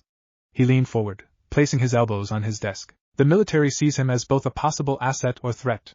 The mastery of manipulating his aura is enticing to some of the members in the upper echelons that I reside in. They are curious, as am I, about what he can do with it.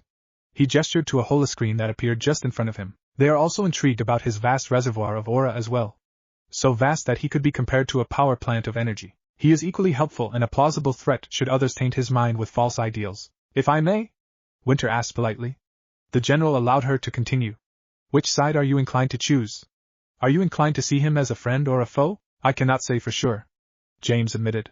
Until I know his perspective, and all the details surrounding him, I consider him a foe. Your fear the unknown, General? Winter questioned. That is human nature, Schnee. James reminded his subordinate. Besides, it is foolish to blindly trust this individual knowing the power he possesses. He looked over to the holoscreen, that played the acquired footage of the Battle of the Automaton, and the young man Faunus. He felt his bones rattle underneath his skin with each impact dealt to the machine. It was both awe-inspiring and frightening to witness. It is better he is in this current situation than allowing him freedom at this moment. Winter took a deep breath. It was expected that the man in front of her wouldn't want an unknown to be free from his clutches until fully analyzed. In his position of power, and with the situation of growing tensions all over the world, the man couldn't afford to have someone becoming the catalyst to a disruption of the current state of society. Winter knew that the young one her sister summoned had the potential to turn everything upside down. Are you acting upon the wisdom that power tends to corrupt, and absolute power corrupts absolutely? She asked. Yes. James answered. As I said, I cannot set him free from that hospital unless I know his intentions and his capabilities. Winter stepped forward. Sir, with all due respect, he is like a baby. Winter pleaded. He knows nothing of this world. He knows nothing of our technology, of the geography, of the history, of the primary language, of anything else other than his basic needs. A clean slate, she implored for her superior to think this over. And we know nothing of him, Schnee. James fired back. One thing is for certain, he knows himself. And I cannot stress this enough that it's unacceptable. If he has that kind of strength, I want him either conscripted to our military, or taught that we are to be trusted enough to not be seen as enemies should his ears hear honeyed words that paint us in a bad light. He's crippled. He's illiterate. He can't communicate normally. Winter reminded the general. Even if he were to fight us, he can't fight properly, nor can he fight to his full potential. This is a matter of national security, Schnee. James claimed with a slam of his right fist to his desk. I cannot have a walking power plant. One that has the reserves and capability of destruction like it, roam free until I know he can be trusted. Reasons laid bare, James stood tall with an expression that shriveled up any form of opposition in Winter, for she saw a steely gaze, unyielding to anyone. Pain. Such a confusing thing. The more pain one feels, the easier it is to tell one's alive. The problem lies when one can't sense the pain when one is numb to it, when one can barely tell it is there. Were the nerves fried? Was the brain too fatigued to register the sensation? Or did it not really matter when one's death was imminent? These were questions, while appropriate, did not at any time go through Naruto's head. His mind was all for stopping Sasuke. Nothing more drastic, nor anything short of victory. And while his mind was as straight as an arrow, his body was crudely bent and misshapen like a rusty nail on rotten boards. Outwardly, he looked to be in pain. His arms sagged, barely able to raise up to his chest. His torso lurched forward and back, unable to maintain balance. His feet struggled to stay stable. One was ready to give out from the exertion. Muscles that burned hours ago now simmered, slightly contractible and relaxable. Pain that felt like stabbed wounds were mere pokes of stress and exertion. Soreness was demoted to numbness. Controlled breathing became short and labored. He was tired. Undeniable, even for him. He wanted to sleep. His eyelids were heavy. His eyes were throbbed and stung from the dry air. He lacked the energy to fight, barely had the energy to stand. The energy he had was so pathetic, he struggled to slightly manage and maintain clenched fists. He was weighed down by invisible chains that kept him upright like a puppet strung along by mind's order alone. Yet despite all the desire to just plop down to the ground, he refused to show weakness. He needed to win the battle of attrition. For Sasuke's sake. It was nearly over. He just had to hold out a little longer. Just a bit more. Again. And again. And again. Again. Again. Again. Again. He heard Sasuke shout with a gradual increase in volume. Sasuke's frustration was accompanied by the sounds of his fists smashing the cliffside. Just give up and let me cut you down. Sasuke roared so loud that the ravine became echo chambers to amplify the presence of his anger. Naruto hissed. The pain returned as soon as his body found the determination to move. The invisible chains that kept him up strangled his limbs, hindering him from movement. The chains known as pain gnashed against his muscles, tore away at his nerves, and kept him from doing much of anything else. He ignored it, and pushed through to ready a fighting stance. Ha! Still got some juice left in me. He muttered to himself, his voice full of mirth. He shook his head. I see you're lively too, Sasuke. Good. He said to his rogue teammate. I'd be disappointed if you tuckered out. He found himself stretching just to liberate himself of the kinks on his joints. Give up. Damn it. Sasuke snarled. Naruto waggled a finger. You know I can't do that, he said. Because I'm your one and only friend. His feet were planted securely into the muddy ground. And a good friend always drags his friend's ass out of trouble, Sasuke. That so? Sasuke used the chakra he took, and made his well-used technique. The air filled with ozone and the area gained a blue tint from the electricity that surged out of his left arm. Like a god of thunder, he displayed the strength he still had. The arcs of electricity struck the ground violently like swords that cleaved the soil. But he wasn't done. With a small manipulation of his eyes technique, he made black flames sprout at the core of the energy attack. The blonde wasn't fazed at all by the power exuded. He was as blank as a piece of paper. After seeing it so many times, the novelty of the technique was lost. Same could be said for his go-to-killer move. But he had plans to crank it up to 11. Naruto. I've given you the last of what I have. It's enough for a stronger than usual Rasengan. Would have been stronger if Sasuke didn't steal it. This is enough. I'll make use of it wisely. We've only got enough for you and me to live once you use the Rasengan. Finish this fight here and now. Kurama ordered inside the blonde's mind. Planning to, big guy? Naruto replied. Arms outstretched to his side, he spread open his hands, palms open for Sasuke to see. The mark of the sun was displayed proudly on his right hand. A surge of motivation allowed him to brush past the pain. Clenched fists were formed with unyielding grips. He smashed his fists together, making a sound similar to a hammer striking iron when his knuckles crashed into each other. The right hand opened up once more, where chakra pooled. But instead of raw chakra, wind-natured chakra escaped like it was trapped for years. Massive gusts erupted out of Naruto's palm to the point that the surrounding area was slowly blown away by the force of the winds. Naruto gritted his teeth. His right hand stung. Gale force winds slashed at his palms up to his forearm. While not a Rasen shuriken, the manipulation of the winds was far more forceful than a regular one. It gave off more presence and raw power than the aforementioned jutsu. What are you doing? Winning, Naruto replied. A regular Rasengan isn't going to stop that. Sasuke braced himself from the blinding winds. NGH. This is your last stand, Naruto? Naruto endured the pain. He always did. With a look of determination, Naruto roared as he poured out the necessary chakra out of his right hand. Last stand implies my death, Naruto stated. He grinned from cheek to cheek. I don't plan on dying today, declared the blonde. Let me show you just how I intend to do that. The wind spun faster, sharpened farther. Blood seeped out of his wounds, adding color to the pale blue storm in his palm. He moved his right hand in front of him. The blonde's fingers on his left hand curled like claws. He reached out to his right hand, and clawed the air. Once, twice, 3 times, and more, he shaped the winds to form the familiar shape of a sphere. But unlike the original, the hue was bloodied. Much more. The skin on his palms were no more, shredded by the winds. The nerves on that palm were about to go along with the muscles. Chakra coils were halfway down the path to total destruction. Heck, his left hand was in the process of degrading as well from the destructive jutsu in his hold. But that was of little consequence to him. He was willing to sacrifice an arm or both to stop his friend from doing something he'd regret. The left hand pulled the wind chakra into shape and compressed it. Instantly, his left hand felt the exact same pain and damage like its counterpart the longer it came into contact with the blades of wind, shaping up to be like the normal Rasen shuriken. The sphere became bloodier to the point that any hint of blue from the wind chakra was hiding beneath the storm of red. Ready, Sasuke? Sasuke dashed forward. The chirping of his jutsu rang across the ravine. Naruto's right foot went back as support, while his left foot stepped forward. Lightning bathed in onyx flames met the bloody maelstrom of wind in spectacular fashion. The surrounding area immediately crumbled around them when a shockwave cleaved it to a plain with no rocks or mounds of soil decorating the riverbed. Those rocks were either sliced by the winds or struck by lightning, then paved over again when either marred that flat look of the battlefield. The muddy ground was dried instantly by the heat of the lightning and flames. The water left over was blown into the storm as it was picked up by the winds. The air's ozone scent added the aroma of cooked flesh and iron.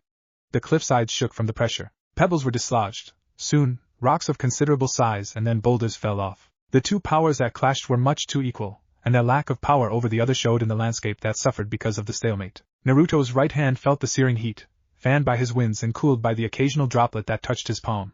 He winced in pain. He barely had any feeling left in his right hand. He felt the joints in his fingers stiff and petrified. The cartilage in them were being cooked to a cement-like state, rendering him unable to move them anymore. It didn't matter really. The hand was too far gone to be healed by Sakura anyway. Better to sacrifice it for the victory. He moved his right foot forward, pushing his jutsu against his opponent's. The resistance was met with equal force, but with an unequal reaction. The skin and muscles on the back of his hand started to peel away. His fingernails were yanked apart by the winds and cauterized by the lingering heat given off by the lightning and flames. The tendons, the ligaments, the fat, the layers peeled away the longer the clash went on. By the end of the first minute, the degradation of his right arm spread to his wrists, and only accelerated then on. Naruto already saw the white bones that were his knuckles and fingers. Sasuke wasn't that far off in suffering. His left arm was subject to burning from the black flames he produced. He felt it eat away his skin, and maybe down to his bones, while the heat dried away any moisture in his skin. His arm steamed in the areas not affected by the black embers. By the end of the first minute, his left arm was fried to a crisp. Skin was charcoal black, peeling away in the form of ash blowing in the storm. Neither screamed bloody murder against the other. Shouting the other's name was too taxing. They couldn't spare the energy to do so. The only thing they could do was end it as fast as they can. Sasuke had the brilliant plan to use the last of the chakra he stole to make use of his free hand. Another Chidori was made. The raven-haired young man shifted his footing slightly to get the angle he wanted. When he got it, he exploited the opening to maximum effect, all the while with a sneer latched onto his face. The resulting sound was not what he expected, a violent crash of power. Sasuke's eyes immediately looked through the storm to lock onto Naruto's own eyes. "Why, you had a feeling that you'd dotth shack," Naruto replied weakly. "And this farce. Now," Sasuke snarled amidst the roar of winds, flames, and crackle of lightning. "I'll do it the moment you stop," Naruto quipped back. At this point, the harmful effects of the two techniques that initiated the final clash hovered over the other arms. For Naruto, the peeling effect was done to his left arm whereas Sasuke's right arm burned. Both young men pushed forward. Showed no quarter. To risk everything for victory was how low they wished to go. "Kurama, Naruto, what are you doing?" the nine-tailed fox asked in a panic. The beast at this point was a life monitor, and it could see that its host was doing everything to make its self-imposed role null and void. "I order you to live, damn it, don't drag your reserves any lower than where it's at right now," Naruto hollowly chuckled in his mind. "Sorry, partner. But Sasuke's not making this any easier. The longer this goes on, I'm not sure who'll come out on top." "The disengage from battle, Naruto," the beast said. "Waste the jutsu, and find an opening after Sasuke misses." "It's a useless idea, Kurama," Naruto replied. "I've lost feeling in my arms. I can't make a fist, let alone punch him in the face. The churka coils in my arms will die out soon enough if I don't do anything." "Then let them die off," Kurama hastily snarled. "I won't have my partner dying on me." "I'm happy you feel that way, partner," Naruto softly spoke. "But I need the advantage now." "No! Listen to reason, Uzumaki brat," the beast demanded as it slammed its fists down on the floor of the host's mindscape. The storm on Naruto's side intensified. The chakra he pushed out were reaching to its lowest levels yet, but he needed this victory. He needed to push forward. And he did so, one step at a time. All the while, the blonde smiled. Soon enough, his vision blew up into a white void. And for a second, he saw a figure of a woman in white. Not Kaguya, but someone else. Someone powerful. Naruto bolted up from his bed.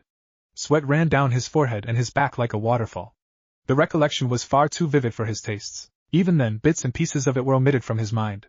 Specifically what happened after that explosion. And the more pressing matter, how he got enough to fight chakra that day he fought that metal giant. If the recollection was truth down to the very detail, he shouldn't have had that much left to fight it off like he did. He should have died making an attempt. Kurama was in the same boat as him, but he had enough to supply him for the battle. Just enough to make a decisive victory. It didn't add up at all, and it confused him to no end. What happened? He asked himself before he chose to delve into his mindscape. The manifestation of the mental field was plain. A white void much like the one he saw moments before. Clean was a way to describe it. However, for Naruto, it meant empty. He hated this empty place. He'd much rather have his sewer. He'd prefer the dark and damp place that was his mind over this pure and untainted landscape that he now witnessed before him. Kurama! He shouted in the empty space. Kurama, where are you? Behind you, partner. Naruto turned around so fast he may as well have made a full rotation while he was at it. Kurama! Yes, I know my name. The beast sassed. And you should be ashamed that you didn't think to turn around. Now what do you want? Naruto smiled at the bluntness of his friend. He welcomed it since the beast was the only one he understood linguistically. How are you feeling? You've been asleep for a while. Better. For a lack of a better term. Kurama replied. You took out quite a bit, partner. It's why I was inactive for as long as I did. Thank that my chakra is independent to my status. The beast watched its host scratch his head in slight embarrassment, but with a small grin on his face. But that question is far too simple. There's something else bugging you. It's clear as day. Naruto pouted at Kurama's tendency to get things to the point. What happened after the clash? Kurama raised an eyebrow. You mean you don't remember being called by that girl who calls herself Weiss? Naruto shook his head. No. I remember that perfectly. There's something else that happened. Something that doesn't add up. I can feel it. And that is? I should have been with the Shinigami by now. Yes. Yes, you should have. The Biju agreed. With how low your chakra levels were, you were pretty much a dead man. I should have died as well. But that's just it. Naruto told his giant and furry partner. We're alive. When we fought that whatever, I had enough chakra to fight that thing. Heck, I had enough energy to fight. That was leagues better than how I felt fighting Sasuke in that final clash. I was slower than a tortoise when I wished to move. The beast fell silent for a few moments. You make valid points. But I'd rather you not look a gift horse in the mouth. Be grateful we're alive. Be grateful that we even beat the thing with how pathetic you looked. And look at you, you made a friend out of it. The beast gave his host a pat on the head with its giant hand. I'm not a pet, damn it. Naruto hissed at the gesture. Too bad. Tiny widow partner is getting a head-petting treatment. Kurama playfully teased. Seriously, can we not do this? Fine. Besides, said friend of yours is trying to get your attention. So hop to it, lady killer. Eh? Trying so push me away so easily? And what the heck is a lady killer? First of all, you don't want to look like a vegetable. You're already a special case to them. Don't make it the bad kind of special. Second of all, you mean you didn't notice? Asked the fox with a mirthful tone. Typical. Well, can't let you spoil my fun. Shoo. The very hand that patted Naruto flicked the host out of the mental landscape. Outside the mental landscape, Naruto's eyes met Weiss' own. He could clearly see that her snowy blue eyes were worried for him, most likely because he spaced out a natural symptom of him talking to Kurama for a certain amount of time. Hello, Weiss. Okay? He asked. Yes. Weiss nodded. I'm okay. She pointed to herself before she pointed to Naruto. I was worried about you, Waweeb. After 5 days of communicating concern or anything remotely sounding like that, Naruto was quick to understand the words that came along with the appropriately conveyed emotions. He knew that this method of communication was a snail's pace of learning, but it was better than nothing. It'll be a while before anyone uses sarcasm against him anyway. He wouldn't be able to pick it up unless the one talking is making it obvious enough for him to understand. But on to matters, Naruto responded with reassurance. He pointed to himself using a chakra arm. Naruto, okay, he said before he gave her a grin that spread from cheek to cheek. Weiss returned the innocent grin with her flawless smile. He would have tried to talk to her more, but a guttural roar made by his gut stopped communications between the two. Hungry? Weiss played coy. Hangry. Naruto parroted with that obvious accent. Ramen. Miso. He said to the girl. Ramen? She was surprised Naruto knew a food named like that. She didn't know anything about the world he lived in, so hearing something she knew barely coming out of his mouth was a refreshing thing to know. A nod and a repeated growl from the blonde's stomach. I'll make an order for 4 bowls, Weiss said while giving the blonde a hand gesture with her fingers stretched out with her thumb huddled close to her palm. Naruto grinned again. He understood it clearly. 4 bowls worth was good enough for him. Thank you, Weiss. Naruto excitedly thanked the girl with a gracious bow. Winter was in one of the many armories of the military headquarters. She was there for a quick inspection and possible maintenance on her weapon. With it being late in the night, the room was basically empty of officers. She went to her equipment locker and saw to polishing her blade while she muddled over what happened after the general denied any leniency on the person her little sister called into this realm. It was shot down so quickly, as expected of the cautious man to do. If that is so, then I presume it is not my place to request for military-grade prosthetics? You are quite correct on that assumption, Schnee. James nodded with a scowl. Military-grade? Preposterous to even give it to someone we don't know we can trust. The man sat down on his chair and crossed his arms. Don't assume either that I didn't hear an S attached to the word prosthetic. 1 may have been safe to ask, but 2 is unacceptable. I understand that your younger sibling wishes for this considering she called forth an incomplete individual. But it's irrational to give such quality to a stranger. I understand, General. No need to drill it in once more. The matter of the individual in question shall be left alone for now until I am able to meet him in person. And when shall that be, if I may ask? Unknown. It was a shame. Really. She wanted to help her sister, but she failed gloriously against the iron-willed General Ironwood and his paranoia. Not that she could blame him. He was not a man driven by his emotion. He was a man driven by his conviction. Appealing to the man with pathos when he favored Logos was set for failure from the start. Failure was further accentuated that if she pushed any further, she may have been demoted or charged for insubordination. The military woman sighed just before she returned her blade to its case inside her appointed locker. Ah. Madam Winter. A voice called from her left. Winter turned to the voice. She looked at a young man clad in bronze and silver armor from top to bottom. His helm, breastplate, gauntlets, greaves, the whole ensemble was Western anima in design, something akin to the famed Nikos of Mistral. However, it also had the Atlesian flair. But more intricately, the helm had a wing framed the cheeks as if a bird covered the individual's face. There was a black-tinted visor that covered any facial features the young man had. A snow-white scarf wrapped around his neck. The gauntlets were thick, like boxing gloves, yet failed to hinder any dexterous movements from the hands. In typical Atlesian fashion, they had many functions known only to the wearer. It was a standard considering all the armor left little to hide for weapons. The greaves were done similarly, exaggerating the size of the limbs, but not detracting from mobility. It adopted the wing design to cover the sides of the greaves. Anything else was made with a black, flexible material durable enough to stand against heavy impacts of slashes for some amount of time. Icarus. A pleasure to see you. Winter greeted. What are you doing here at the base? Likewise. The young man saluted. He returned to a normal posture and cleared his throat. I've come to deliver a message. But that can wait for a moment. You appear troubled, the young man in armor observed. Is there any way I can help? You can't. Winter said. My request is unreasonable. Inconceivable. Does it have something to do with the individual said to be troubled by the general? Icarus guessed. The one crammed with so much aura he might be the type to be able to take down an army without breaking a sweat? How do you know that? Winter questioned with a small amount of caution and suspicion. My father is interested in the person under your sister's charge. He's read up on the statistics of this so-called Naruto. Icarus explained clearly. He wishes to help him. In fact, he has a pair of arms ready for him to use. Your father? Winter parroted. Indeed. Icarus said to affirm Winter's bout of surprise. The frame is ready, but its military accessories have yet to be made for the custom fitting. My father knows not how the person in question fights. He just knows that his creation can be of service to his disability at the moment. A pause. That being said, when my father does know how he fights, then the final touches to the prosthetic frame can be added on at a later date. Winter was speechless. Generosity at this level was unheard of in Mantle or Atlas. Usually, this came with political favors. This was just pure interest in helping, still suspicious, but it's quite a boon to hear for her. So I take it that this was the message you were told to relay? She asked. The young man nodded. I see. What does the general have to say about this? Doesn't your father have a contract with the military to not spread military-grade prosthetics to civilians? Icarus raised a finger to halt the woman's thoughts. It's not military-grade yet. A bare-bones prototype in a sense. He corrected. And even if there was a backlash over an upgrade later on, my father can always defend himself by saying that the upgrades were done as a gift for a gifted fighter. The general can't take the prosthetics if it was given as a charity case. He'd just look bad if he did. Winter smirked. Your father is crafty as always. He's not called one of Mantle's brightest inventors for nothing, Madam Winter. Icarus beamed at the praise of his father. But to conclude this deal, Madam Winter, since the individual in question can't communicate with us properly at the moment, I leave the task of asking for his consent to you. It's been spread around that you and your sister have taken a liking to him, so conveying the question shouldn't be that hard to do. Winter nodded. If I am to do the task, I'll need a model of a prosthetic. He tends to communicate better when there are visuals to the words we say to him. Icarus nodded. Like a child and his first words. Very well. It shouldn't be that difficult to procure a model.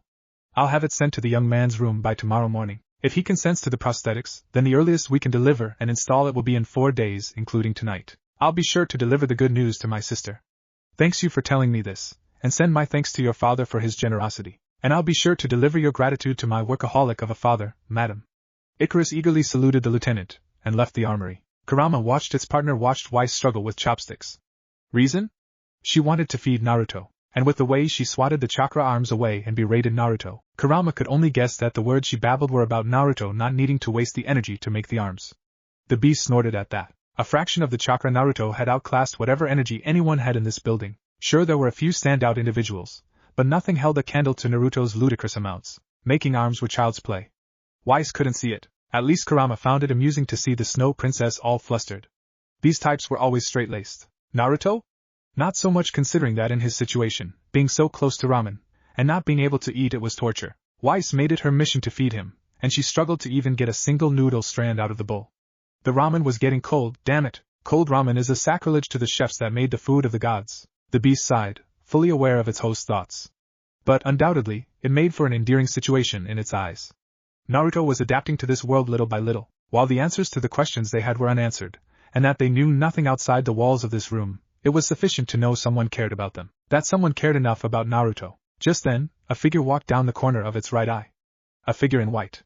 It continued to walk until it was in front of Kurama. It looked down on the figure because of its diminutive size, but it held nothing but respect for the figure, which chose to take on the form of a female with silver hair and silken white robes. You again, the figure nodded. She outstretched her right arm, and showed her palm to Kurama. Kurama mimicked the motion with its own right hand. It sighed as it watched the number 5 in kanji change into the number 4. So this is it. The deal. The figure nodded. And I've wasted it. The figure nodded slowly. The Biju sighed. Nothing like too bad, I suppose. The beast muttered solemnly. A new world isn't so bad either. The Biju closed the hand, and made a fist that softly made contact with took a deep breath. Forgive me, Naruto, but this is the price to pay. The price for your survival. It thought fondly of the moments with Naruto before it looked at the figure in front of it. Be sure to talk him through this in his dreams, you hear? The figure shook her head. No. You shall explain it to him yourself, Kurama. It is your duty to tell him as his partner. But, you will tell him. It'll only make it difficult. As difficult as it is, you must do it for his sake. I understand that. But I'm telling you, you bartered for his life. See to it that as his friend and unofficial guardian to see him off into this new world and life he gave him. Without any final word, the figure disappeared into mist. Kurama closed its eyes as it took deep breaths. It opened them again after a minute, and looked at its right palm once more. The number 4 glowed gold against its orange fur. Chapter 4, Trial by Fire. Naruto. Weiss called. Good morning. Naruto turned his eyes away from the television that was placed in the shelves directly in front of him. Oh. Good Omaringu, Weisu, he said with a slight bow. Winter looked to Weiss. You've been teaching? Basic conversation. Weiss explained. Can't have conversations interpreted by emotions alone, right? I wholeheartedly agree. It's a miracle we even got a message through to him initially. Winter said just before she took out her scroll. Do you think he'll appreciate what I have to show? I don't think he'll dislike it considering he doesn't have any permanent arms at the moment. Weiss replied. Winter took a moment to think. It wasn't long, and it dealt with whether or not if the blonde was ready to handle a prosthetic. Ultimately, like Weiss, Winter wanted to see Naruto to full capacity. She tapped her scroll a few times and said, Naruto? I have something to show. Show? Naruto tilted his head. He understood the word's meaning. Weiss had taught him enough. He merely questioned what was he about to see. Winter made one final tap on the screen of her scroll, and the wireframe model of the prosthetic Icarus scent appeared. Naruto looked at the fake arm in front of him with slight wonder. It was transparent.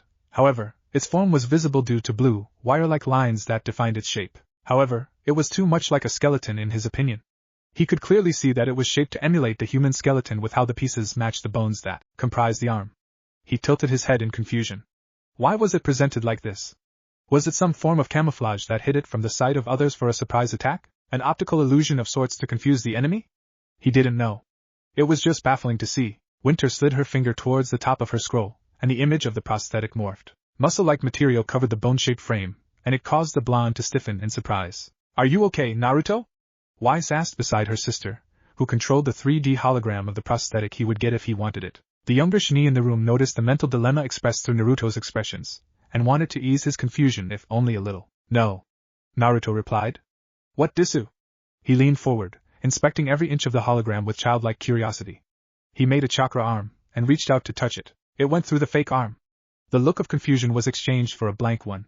He remained stoically silent for a minute before his eyes bugged out in surprise. He scampered backwards.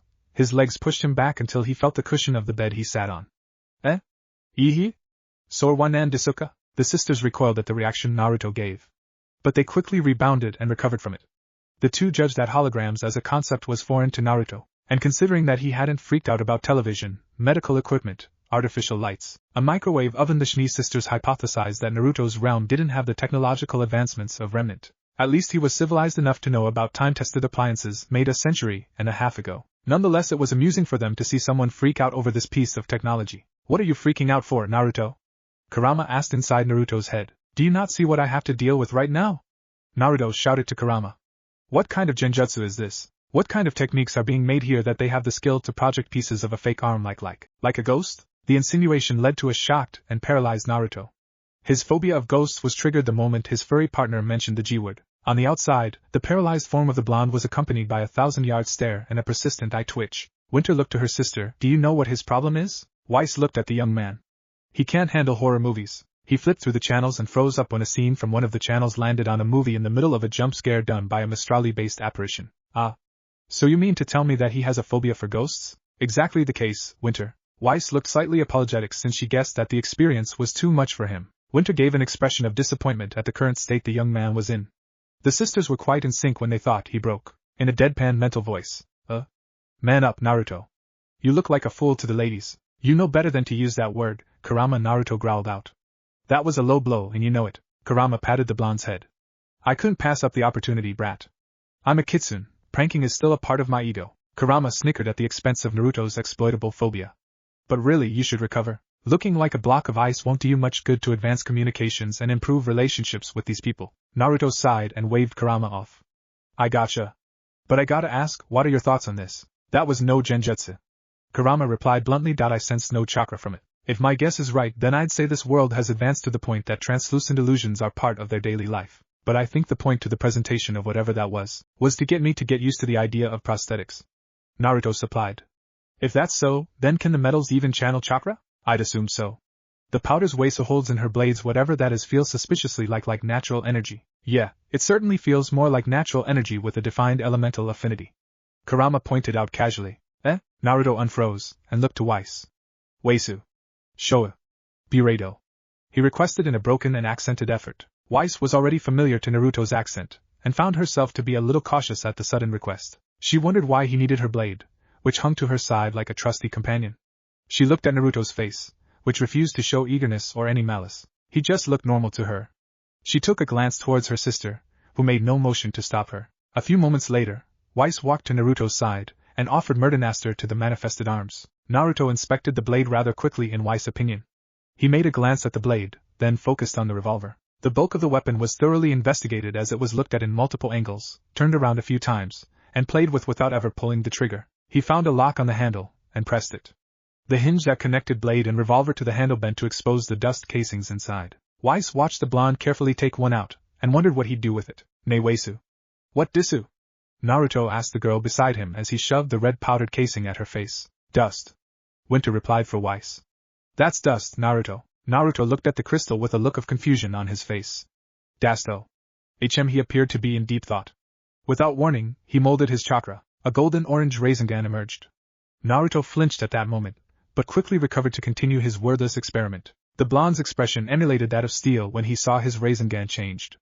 A swirling fireball engulfed the sphere he originally made. Immediately, he disengaged the Rasengan, allowing the flames to disperse into embers that spread out like miniature fireworks. Weiss and Winter looked to each other, their eyes asking the same question. Is Naruto experimenting with dust? Without a losing beat, Naruto experimented with the light blue powder. It wasn't lost to him that the golden-orange chakra of Kurama's persisted to come out instead of his normal blue hue. Nonetheless, he let it slide as he watched the Rasengan adopt the hue and consistency of snow. Feeling confident, he pushed more chakra, making a slightly more violent snowstorm in his hands. The air surrounding the technique became visibly colder, some parts even forming frost on the surface. When that became too much, he too dispersed that, and in turn released the small blizzard in the room. The Schnee sisters braced themselves when snow headed their way. The two were covered head to toe with it. They quickly shook the cold substance off of themselves, then looked to Naruto, the perpetrator. They weren't surprised to see the same thing happen to him. Oh, Suri! Naruto muffled out from the snow blanket he occupied. He shook his head much like a dog. He then gave the sisters a smile from cheek to cheek once he got out of the snow like they did. The Schnee sisters couldn't help but chuckle at the blonde's attitude. Winter made the motion for him to continue, and that he did. Naruto took the green crystal, and repeated the procedure once more. The reaction was far more violent. The roars of wind drowned out any an instant. The golden-orange Rasengan transformed into a Rasen Shuriken. The blades of wind scattered anything that wasn't anchored down by something of considerable weight. Naruto reeled back from the technique he used. It wasn't like he meant for this to happen, but the moment the powder met his chakra, molding came down to an instinctual level, and that led to the formation of the Rasen Shuriken in his hand, which also led to the memories. Painful memories accompanied by phantom pains. Weiss' piercing cry was the one to bring him out of his stupor. Immediately, he closed his right hand into a fist, dispersing the technique. The result was a massive gust that pushed everything around the raisin shuriken to the walls. It was a wonder to see that the windows managed to stay intact from such a sudden force. Naruto sat straight and looked around the room. In a word, destruction. The shelves Winter was standing in front of collapsed underneath the woman. Weiss was slumped over, but still reeling from the impact of her head hitting the wall harshly. Clearly, the two were in pain, but not as much as he expected. That second skin they seemed to have absorbed most of the blow. Still, he clearly made a massive mistake. Before he could call out to either Schnee, the door to the room was busted open by a boot. Lieutenant Schnee, Miss Schnee, a man called. He entered the room with a rectangle-like object placed in front of his face. Naruto noted that this was a soldier. Said soldier pointed whatever that thing was towards him. Naruto could only guess that it was a launcher of some kind. What happened? Asked the second soldier, who came in seconds after the door was broken. This chicken shit happened, Ash, snarled the first soldier. Look at him. He's not even scared. Naruto looked at Ash, then at the other toting the strange object. Kabalto? Naruto. Naruto pointed to himself. Naruto Suri, he said. Dasto, he explained by pointing to Weiss Murdermaster. Did he just say your name and apologized and explained the situation? Ash asked, who also pointed at whatever at Naruto's face. He understands us? I don't care. He admitted that he did this. Cobalt snarled. Why did you do this? He demanded from the blonde. Stand down, soldiers. Winter groaned out. It's an accident. Accidents don't send you or your sister to the wall, Lieutenant. Cobalt argued back. Now tell me what he did to you. I order you to stop. Stand down, Private Flan. Winter repeated the general message to the ones lower in the chain of command. He's not at fault. Cobalt slowly shook his head. No. I'm sorry, but I have to disagree with the order, Lieutenant. He said. I'm sorry to tell you that I have a conditional order from higher up that overrides your current one. The soldier cocked his gun and gnashed his teeth together. The general said that should we see or hear anything that leads to the threat of you or your little sister's safety, that we knock him out. Cobalt felt a hand on his shoulder. Cobalt, you and I both know this is not what the general meant. Ash said in a warning tone. Don't use this instance as an excuse. Don't you dare do it. Cobalt sighed. Ever the bleeding heart, Ash. You're lucky this kid is wanted alive by the general. There was a short hum of electricity. All the people in the room barring Naruto understood the sound's meaning in that instant. Winter jumped toward the soldiers. Ash pulled Cobalt back. However, the two failed to stop Cobalt from pulling the trigger. In that instant, 5 shots all suppressed landed on target. Naruto looked down at his chest to see what was sent his way. He failed to register what it was because the things dug into his skin and unloaded an unholy amount of voltage into his body. Naruto buckled at the sensation. This wasn't like a Chidori. He understood that this was torturous and designed to halt everything aside from his body's unconscious movements such as breathing or just keeping the blood pumping around his body. This pain only made him remember Sasuke piercing the right side of his chest. The electricity was something he should have been used to by now. He should have been tolerant. But he knew better. If a Chidori was like a sword, this was a drill that spun the pain around for as long as it could. He resisted the pain as much as he could, limited his thrashing to a manageable level.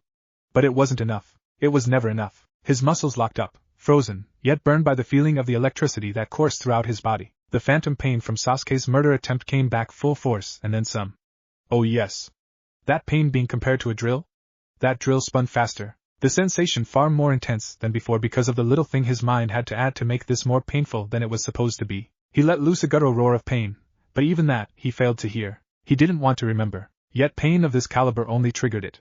It wasn't that the pain that he felt when he sacrificed his arms wasn't painful, because it was agonizing. That moment his arms were shredded. The sensation of electricity running around his body and the sounds of it registered in his mind as death, a defining marker in his mind. And accompanied by that damned pain was the memory of Sasuke, smiling as he shoved that Chidori in his was the most excruciating kind of death-like experience aside from the time Kurama was ripped out of him. As far as he knew, in this moment, his vision was obstructed by lightning and his ears drowned in the sound of 1,000 chirping birds. When Naruto came to, the first thing that came to mind was the fact that the floor was unforgivingly cold. It was like the land of winter all over again. Followed by that thought was his state of undress. No, he still had his tattered pants, his oddly sturdy sandals, his kunai pouch as well as his back pouch. The latter two had all that was left of his battle with Sasuke, which really, all that was left was 4 shurikens, 6 kunai, 2 exploding tags, a smoke bomb and his headband. He was just topless, and if anyone were watching, they would see an unharmed torso. Nothing marred his lean, sculpted build despite the knowledge that he was mortally wounded before. Naruto pushed himself off the floor, and looked around him. Walls towered. They were different in shape and size. Different in states of decay as well. While overall clean, it was difficult to ignore recently rusting gears that were exposed. the cracks on the walls were both fresh and old, and some had craters of various sizes littering the area. Obviously this, meaning everything, was done by human hands, but what he couldn't wrap around his head was the architecture. This place was a labyrinth. No path showed a direct route to the end. No arrows to point the way either. He analyzed the area a little more closely. He walked at a leisurely pace. His body language showed that he cared little of where he was. His eyes, however, told a different story. His eyes, however slow with the scanning of the area, were keen. He took note of every mark, every corner, every vantage point, everything about the place. His mind racked up contingency plans. He needed to because he didn't know what this place was, and as much as he disliked thinking for prolonged periods of time, this was the opportune moment to familiarize himself to his surroundings. If he were to traverse this place at high speeds, then in concept, this would easily be an obstacle course. These cement bridges, alleys, crawl spaces, and angled walls begged to be utilized as a means to hide, access a different part of the course, or evade pursuit. But he had to think about the damage he saw. This place was used for battle. The no-holds-barred style of battles. If that was so, then this place had to be degraded at some spots due to excessive damage. And if that were the case, why did he see little evidence of it? Sure, there was a crater or two, a gash in the cemented walls, a trench on the floor, and stray chunks about. But not a sign of a wall knocked down was ever found in his mini-expedition in this maze. Kurama, what am I missing here? Naruto asked his furry partner. The gears might be the clue. Kurama guessed. What's the point of them unless they did something to this place?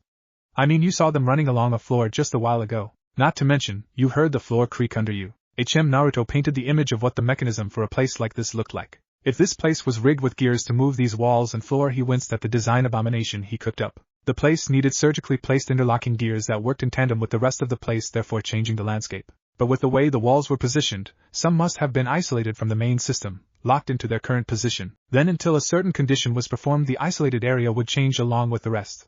Oh man, I think I'm gonna throw up a bit. What a twisted, yet brilliant mind. Kurama agreed in a roundabout way. If this was some sort of arena designed to have a dynamic battlefield, then this was. Naruto's ears perked up when he heard a clicking noise behind him. The same kind of clicking noise the thing Kabuto held just before it hummed then shot at him. However, instead of a hum, he heard a small explosion. Immediately, he turned around just in time to evade an unseen projectile meant to hit his right shoulder. He looked in the direction of the sound, but found nobody there for the simple fact that a wall stood in front of him. It didn't make sense considering the projectile made impact with the wall behind him. It had to have gone through the wall in front of him. Where was the hole it came through? He asked himself. He inspected the wall intently. His chakra arms felt the wall for any disfigurements hidden away by an illusion of some sort. He found none. It was left relatively untouched as could possibly be, and that baffled him. Bloodline trait?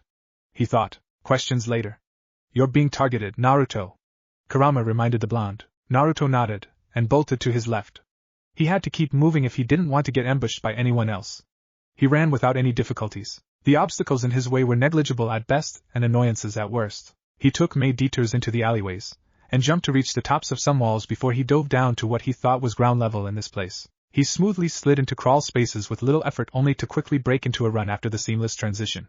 He had to grin at the speed he was moving around. Lee would be proud of him. An orange blur like him undeniably confused his would-be attackers in this concrete jungle. His confidence grew. And in that instant, a giant golden circle, etched with a crest of some kind of stylistic bird with its four wings stretched out ready to take flight, appeared on the row of walls to his left. Slide!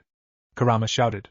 Naruto did just that in the nick of time as a hail of projectiles as fast as the speed of sound covered the area in a cloud of dust and debris. If anything, it looked like a smokescreen, much like how he used to spam his clones enough to make an improvised cover. Still ha.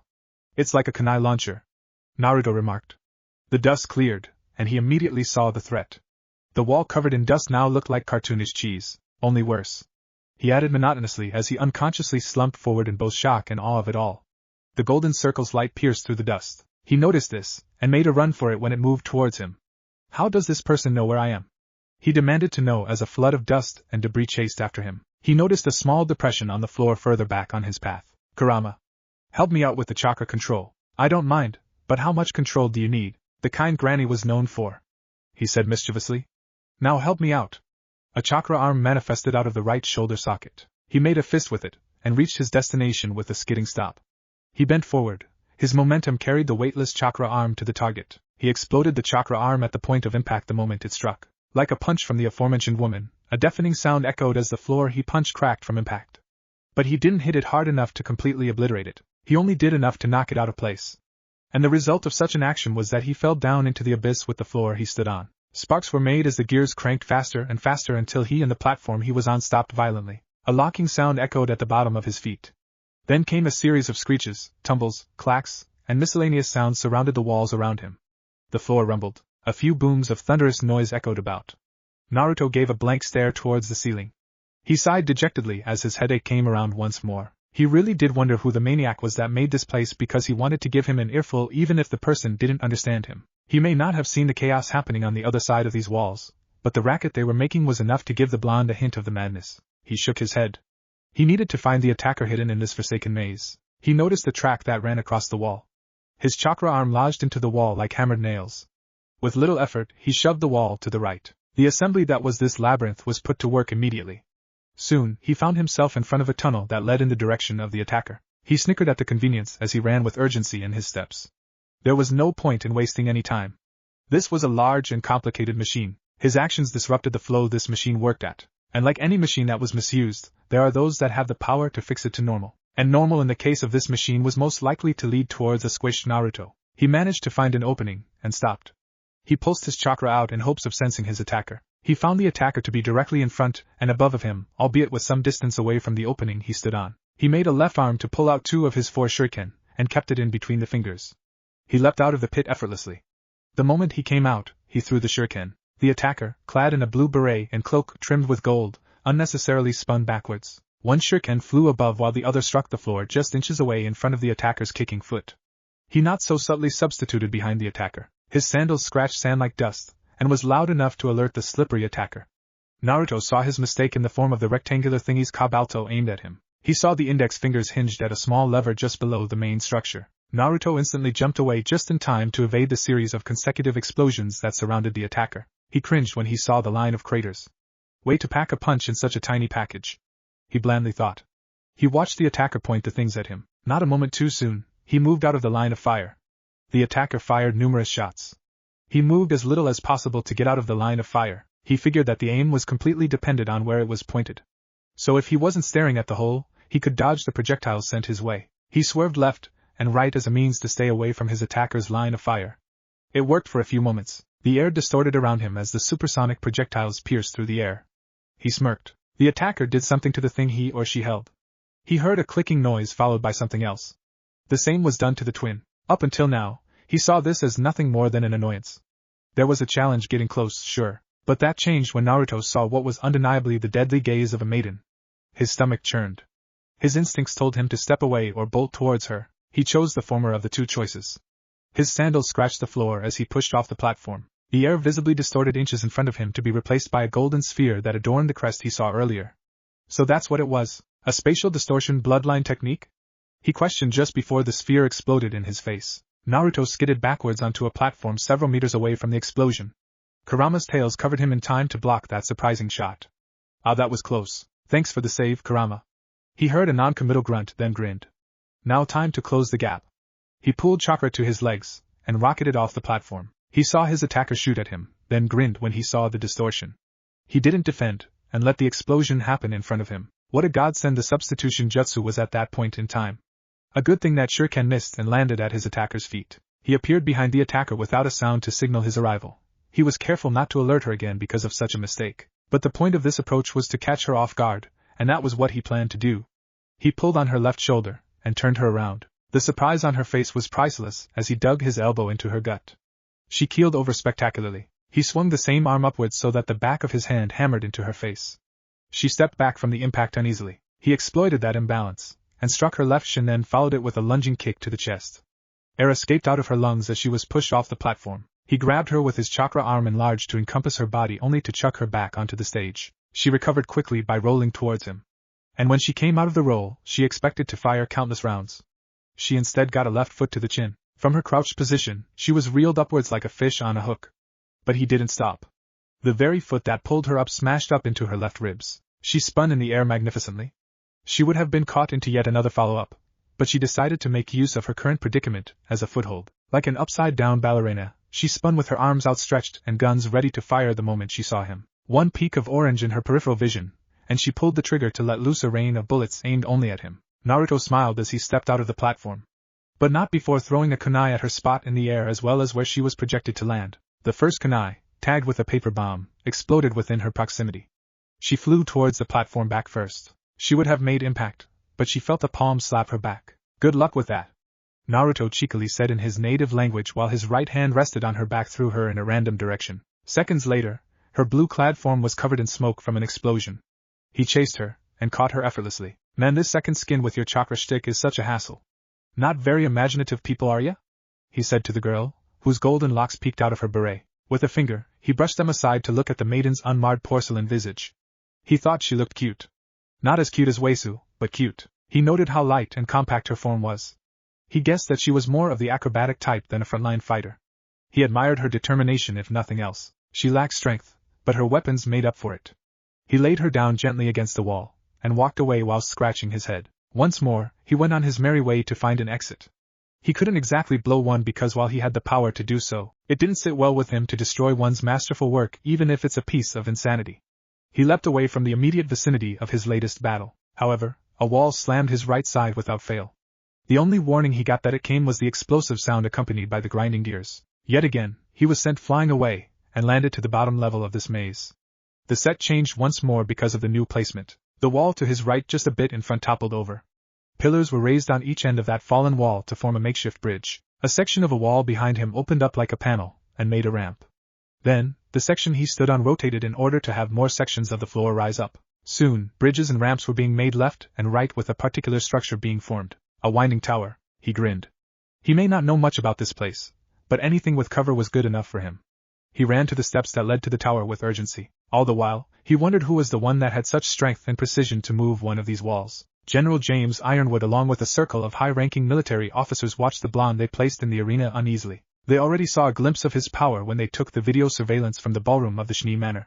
Such power wasn't heard of in several generations. Yet here, they saw the blonde's skill against a human or humanoid opponent. He was no stranger to fights like those. In fact, he thrived in a battle like that. His smile plastered on his face for most of the battle was the sign. His speed was a surprise.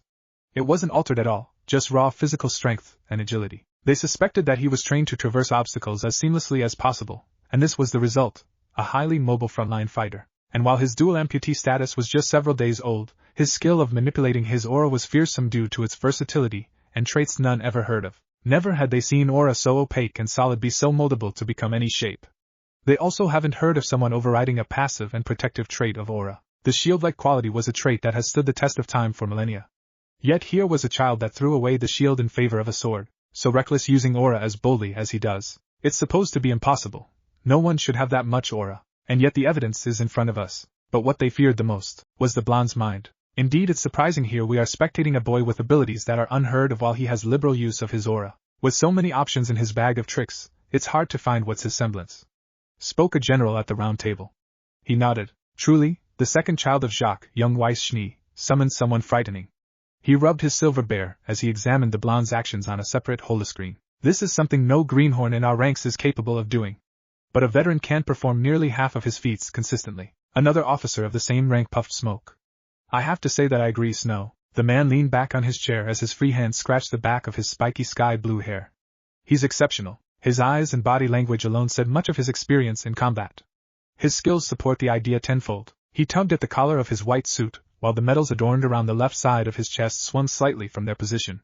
He's seen his own brand of hell, and he was willing to kill anyone he perceived as a deadly threat. I believe that's a trait few have in this job. Are you insinuating that we haven't seen anything of note, anything that hardened our hearts and soul in our years as infantrymen, Major Skylark? Asked a disgruntled officer on the opposite end. I'm saying that this boy is a killer. A trained, discriminate killer. Skylark defended his words. He cleared his throat. I'm saying that while we have seen our fair share of bloodshed, in our current state of peace, the boy is young, too young mind you to have seen such a sight. And because we don't know his origins, we can only speculate that his life was wrought with pain. That pain led to what we just saw, a killer. The other officers did not respond, but they knew it was a point that needed to be said. Thus, he's leagues above the greenhorns in any of the academies in the kingdoms. Heck, I'm fairly certain he can outperform graduates from the academies by miles. Maybe after a little more observation, we might see him be on par with veterans or us officers. He firmly placed a hand on the table. You tread heavily on thin ice, Skylark. James remarked. Skylark scoffed. Your pride telling you to threaten me? He asked. I don't mind a demotion or expulsion for my oh so treacherous words, he said confidently before he took a huff of his cigarette. All I'm saying is that I'm sure that you've heard of the general opinion of academy students. They can't handle a death of a human or faunus ones that they've taken at least until they've done it continuously. They're slayers of monsters, not people. But this boy clearly has seen death and lots of it if he isn't so hesitant to place a bomb on a person. That alone is something few in this army would ever deign to do to an opponent. James coughed. Skylark, I acknowledge your points. But don't you think you're being a bit pessimistic? If I'm pessimistic, then the blonde is the key to the apocalypse. A man hollowly chuckled as he shook his head. You think too highly of this freak, Skylark. James looked at the man that said that. Bruno, this freak you say defeated the locally famed bullet dancer, and figuratively stepped on her toes. This freak surprised her at every step. He defeated her almost flawlessly. As you saw, our subject strapped a bomb onto one of Atlas' gifted and agile gunnery lieutenants of the Praetorian Guard Division. The man's eyes narrowed. If he had done a few more devastating blows chained up so seamlessly like he did just about a couple of minutes ago, then we would have potentially lost the soldier. James reminded the brazen officer that bore the same rank he did. We're dealing with someone who's taken several lives, and is perfectly okay doing it if the time comes. We should be lucky that he's so merciful. Bruno crossed his arms. He didn't take well to being chastised and corrected, but James had a point. He looked to Skylark, and saw the cigarette lover's perspective in all this. So then what? We commend the freak for his skills? I'll admit that he's something, but I won't acknowledge that he can be part of our forces. He turned to Ironwood. You said it yourself that you don't trust him because you don't know his agenda, James. He heard James grunt before he continued. I myself don't trust him because he's too much of an uncontrollable variable. Quite. Skylark agreed. But a variable like him tends to introduce innovation. He pointed to the holoscreen. For example, our training exercises for the armed forces are much too static. They are trained to hide behind cover and slowly advance. In comparison, our trainee huntsmen and huntresses are far more mobile. They can break the enemy lines far faster. However, the greenies are likely to hold back, and refuse to finish off the enemy. He took a pause, expecting opposition in his spiel. Yet none came forward. He shook his head, and continued. You can argue that the former is safe and a solid formation, while the latter is for risky yet rewarding conquests. But these two groups aren't even close to the blonde's agility and dexterity. He himself can go beyond enemy lines in an instant provided that he has the cover to sneak past them, or perform that trick he did to get behind Lieutenant Vermilion. So you're saying that we should revise our exercises to reflect and adapt to one exceptional individual's skill? Snow asked. Yes and no. I propose that we make exercises meant to adapt to people who reflect his prowess, but we don't alter our current exercises for it. I know it will be a slow process, but it makes sense to prepare. Skylark explained as he leaned back into his chair. We can already see that his strength alone has the potential to destroy current advancements in structural integrity, and armors designed to take brutal blows. He took a huff of his cigarette, then leaked out the smoke. And if that is so, wouldn't you want a plan designed to specifically apprehend someone with this kind of power in the future? Skylark looked to James. What do you think, General Ironwood? James sat in silence. The individual called Naruto was certainly an issue. There were positives to his conscription to the army, but his negatives were too difficult to ignore. He had to go with his gut feeling. James cleared his throat. He's an unknown danger, but his potential is self-evident. He said lowly, if he had been trained by our forces, and became this because of us, then I wouldn't mind him at all. But that is not the case, and we should take whatever he has to offer with caution. He looked to the holoscreen. Since this test is yet to be over, let's hold pending conclusions until then. Now let's see how a huntress with the same physical and combat affinities to the boy fares against him. Naruto calmly watched from above as his pursuers sped up the tower's ramps. Judging by the stockings, he guessed yet another maiden was after him, and this one was oriented for close combat. He took a kunai, and chucked it at her. A weirdly shaped tonfa deflected it. He saw her slide into a screeching halt. The blonde casually waved at the pursuer while he grinned. Hello, he greeted. Not gonna hide anymore, huh? The pursuer asked as she adjusted her black beret, similar in design to his previous opponent. Now that he looked at it, the cloak was similar as well. He pointed to himself before he cupped his hands together to make a human megaphone.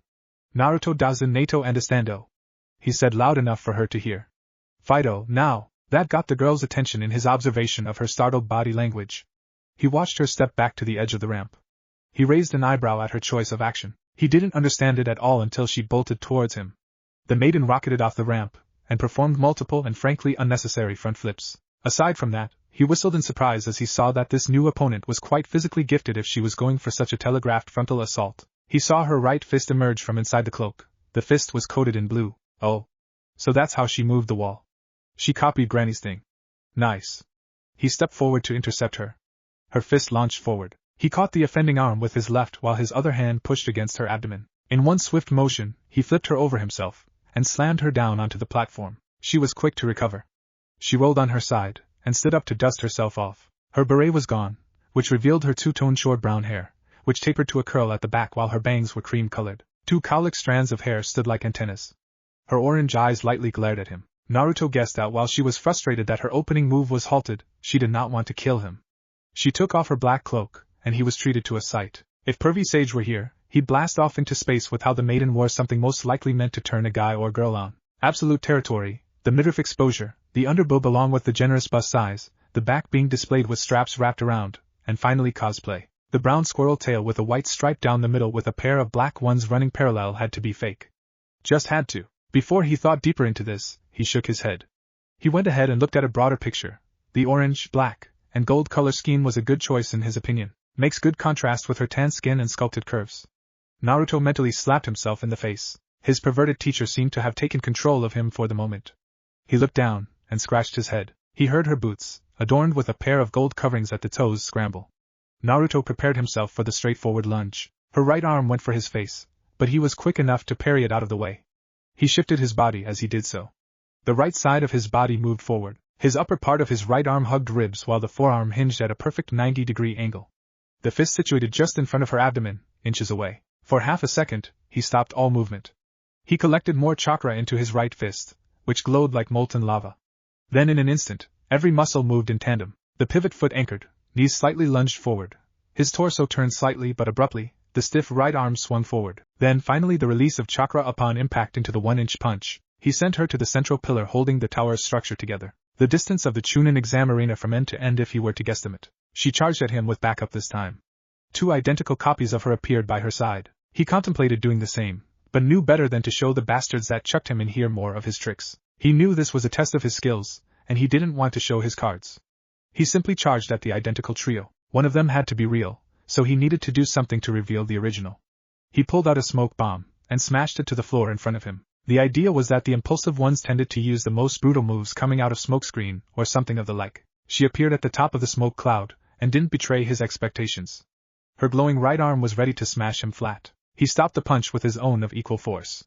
The impact blew away the smoke. Kurama's chakra may have been dense, but the Biju only supplied it. It didn't help form the arm. It was Naruto's concentration only keeping the form of an arm for such prolonged periods of time, and because the impact of his opponent's punch was that serious, the inexperience of controlling Kurama's chakra in such a way allowed for the destabilization of the Churka arm's form. Nonetheless, he saw his opponent was affected by the shockwave because she recoiled just like himself. Naruto's left arm quickly snatched her by the legs, and threw her down. She rolled backwards in the time it took to regain his right arm. The pair of combatants charged at each other. The maiden went first with a barrage of punches that were very accurate if he wasn't so evasive. He didn't need to feel the punches to know they had weight behind them. The breeze that came along, the well-developed muscles, and the form were enough to exemplify the idea. She was quicker to the punch. Literally.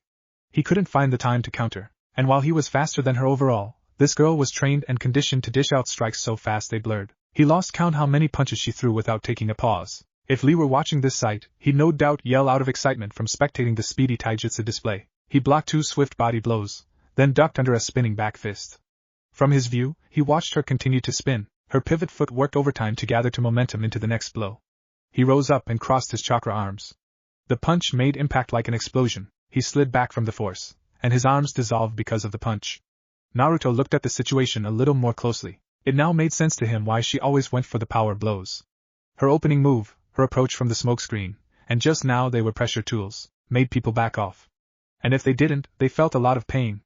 All in all, they were just too effective against those who couldn't take the hit. It didn't take long to recover the appendages, but still, he had to respect her punches like he did Tsunade's. But the maiden wasn't done. Her body flowed into the next punch. Much like before, her pivot foot twisted first, and her body followed. Her right arm was cocked. He did the same by gathering chakra for his left fist just as he stepped forward to meet her attack. The 2 fists made the air pulse around them while the platform shook. Naruto's left arm instantly vanished from the force. The maiden decided to keep the pressure with her left fist. He collided his right fist against hers in a similar fashion. The punch was visibly weaker, the arm stayed. Neither found use stopping the close-quarters combat. Naruto regained his lost arm, and continued onward. Punch after punch was met with the other's own set. The blows slowly increased in frequency. Their arms blurred as they threw a Gatling set of punches at each other with no way of piercing through the other's defensive offense. Naruto threw a punch that she dodged by sliding back. The maiden's right arm positioned for a punch. Naruto didn't have the time to dodge, and instead blocked with his left arm when she effortlessly charged with a powerful body blow. He found himself lifted off his feet for a moment. When he touched the ground, he saw her right arm drag almost to the floor before she swung it at his face. His guard was still up, but her strange tonfa spun to smack it away. Her body spun in place to keep the momentum. Her right arm returned to swing at his ribs again. He managed to block in time while his eyes followed the flow of her movements. She weaved to his right, then for a moment stopped to change to the opposite direction. Her left hook came. Naruto barely stopped it. She continued the motions, never letting up on her offense. His split his guard so that the sides of his face were covered, but not his stomach, or his face. His opponent took the opening. A nasty uppercut made its way to his chin. Golden-orange chakra appeared at the soles of his sandals just as the hit connected. Naruto felt himself rise off of the floor, but his chakra anchored him. He crunched his abs to make sure that he kept eye contact with the maiden. Arms free from assault, he countered her with a hook to her face. She recoiled from the blow. Naruto maintained the advantage by delivering 2 body blows with his left fist to her ribs. His right leg drove into her gut with impressive force. She skidded backwards, and unable to recover. Naruto stepped forward while his open left hand grabbed her face, and slammed her head first into the floor. He called chakra to his right hand as well as the leftover fire affinity natural energy in his system. He molded the two together to form the flaming Rasengan he saw at the hospital room. He drove the chakra attack to the maiden's abdomen. Embers flew away while he pushed the devastating attack further. At the peak of the technique, he pushed her aside. The resulting fiery explosion sent her flying laterally instead of through the floor. He watched her bounce a few times before she stopped rolling away. Her right hand tapped the floor several times. He understood that she gave up. He walked up to her and offered a hand. "Okay?" he asked. "Yeah," she said as she took his hand. Naruto pulled her up effortlessly. Once up on her feet, she dusted herself off and said to him, "You don't kid around when fighting, do ya?" Naruto tilted his head. A look of confusion was apparent. "Do you understand?" she asked. Naruto shook his head. "Naruto doesn't nato understando." The maiden hummed in annoyance, but didn't let it bother her too much. "I'm Makoto." "Nice to meet ya, Naruto." "Nasu to meet you." Naruto mimicked in that very accented voice of his. He picked up her cloak and beret, and handed it over to her. She eagerly wore them as she gave her thanks. He pointed behind him. "Silly pin girl." "Furendo?" he asked. The now named Makoto nodded. He took off to retrieve her. She quickly followed him, and managed to catch up to his pace. James and the other military officers sat in silence. Naruto held back. They saw it clearly now. He may have shown tricks. He may have shown the capacity of his aura and the strength behind them. And he may have performed exceptionally. They saw him hesitate. A strong individual like him didn't hesitate unless he chose to back out of a mental command. And the way he looked around at times during the fight, Naruto knew he was being watched. Bruno spoke first. "Well, he's certainly a handful. But he's not a threat. Yet." "You talking about the part where his aura arms are destroyed?" Skylark asked. "For a double amputee to gain so much versatility with just aura alone in so few days is outstanding. We don't know if he's used them since forever, but we can confidently say that he's proficient with them." Bruno praised as he leaned back on his chair. "However, something like those arms needs a dedicated mind needed to concentrate on the form. He's debilitated mentally. It's a miracle he performed almost flawlessly. Give enough pressure, and he won't be able to focus on reforming his arms. Or anything made from his aura to help with defense." Snow grunted. "You speak of countermeasures for the boy?" Bruno nodded. "It's only logical for an unknown variable like him." He scratched his head. "And I hate to admit this, but Skylark's idea for developing training exercises with people like him in mind as opponents would be good to have." He shrugged his shoulders. "Heck, Lieutenant Nanaya, the one he just fought was similar to him. If she was born with monstrous amounts of aura in her body, no doubt she would be a force to be reckoned with like the blonde. It was only unfortunate that she couldn't win in a battle of attrition with him." "So, James, is he still a threat to Atlas?" Skylark asked out of the blue. "The kid didn't kill them. But with how vicious the finishers were, you'd think he did. Like we saw earlier, he has restraint at the very least. He's in control of himself when in the heat of battle." He crossed his arms. With the Bruno's assessment of how his aura arms work and his already glaring weakness apparent, is he going to be that difficult to put down if he dangerously oversteps his bounds? James didn't say a word. His face said everything. He didn't know what to think. Snow huffed. "He's not a threat." The man took a sip of the glass of ale in his hand.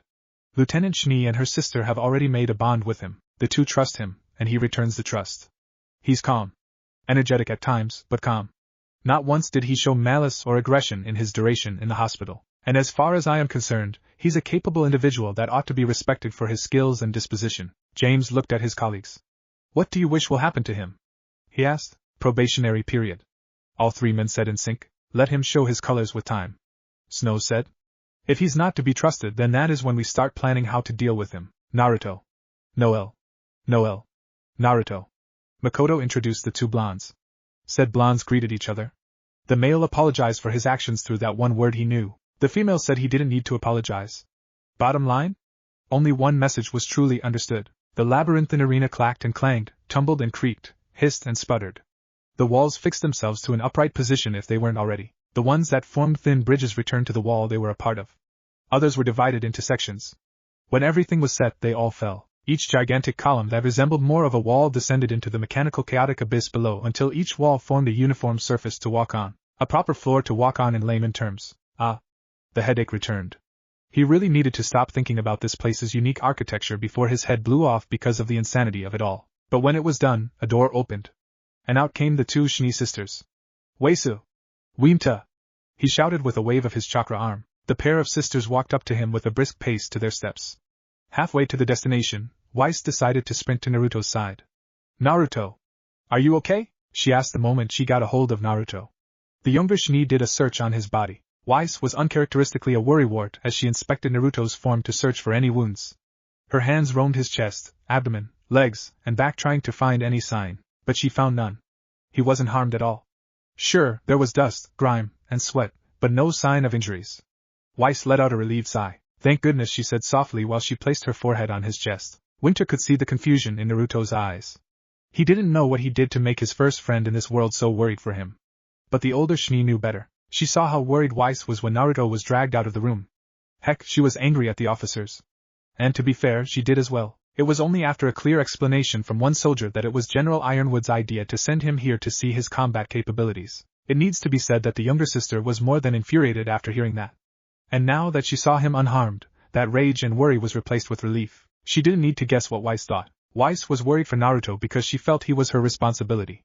She summoned him to fight, then she found out he had little to no chance of returning. Because of that knowledge, she wanted him fit for everything the world threw at him with a pair of prosthetics. And when she couldn't offer that to him, she was clearly distressed. Winter guessed that Weiss now thought that responsibility meant that she needed to make Naruto's life flourish. Admirable. But it was only acceptable if the one being taken care of was a stray pet, or a child. Winter didn't know what Weiss was thinking in that regard. Even if the argument could be made that Naruto was much like a newborn because of his lacking knowledge of remnant, the boy knew to fend for himself and has the brains to live. She'd allow Weiss to continue this behavior for a while, but there will come a time when it'll be unacceptable to retain that way of thinking. Weisu? Okay? Naruto asked as his left hand cradled her cheek. I'm okay, Naruto. Weiss responded. Naruto Suri. He said. He made her look to her left to watch his right fist. Osupatalo. Bakam. The fist opened up as if it exploded. Weiss understood easily with the gesture given to her. Naruto apologized for the explosion in the hospital room. Weiss pulled away and held Naruto's wrist. Naruto, the Bakam at the hospital is an accident, she said to him as she looked into his blue eyes. Accident. She insisted on repeating. Akashidento. Naruto tried repeating. Weiss nodded. You, Naruto, don't need to be sorry. Understand? Naruto stood there silently. He didn't get it. She doubled her efforts by shaking her head as she clarified for him. Naruto. Don't say sorry. Weiss is okay, she said to him, and ended it with a small smile. Naruto hummed, and let silence take over for a moment. He let her calm down by cupping the enveloping warmth of his chakra arms on her cheeks. She nuzzled into the palms like a cat. Naruto grinned when he realized that did the trick of calming her down.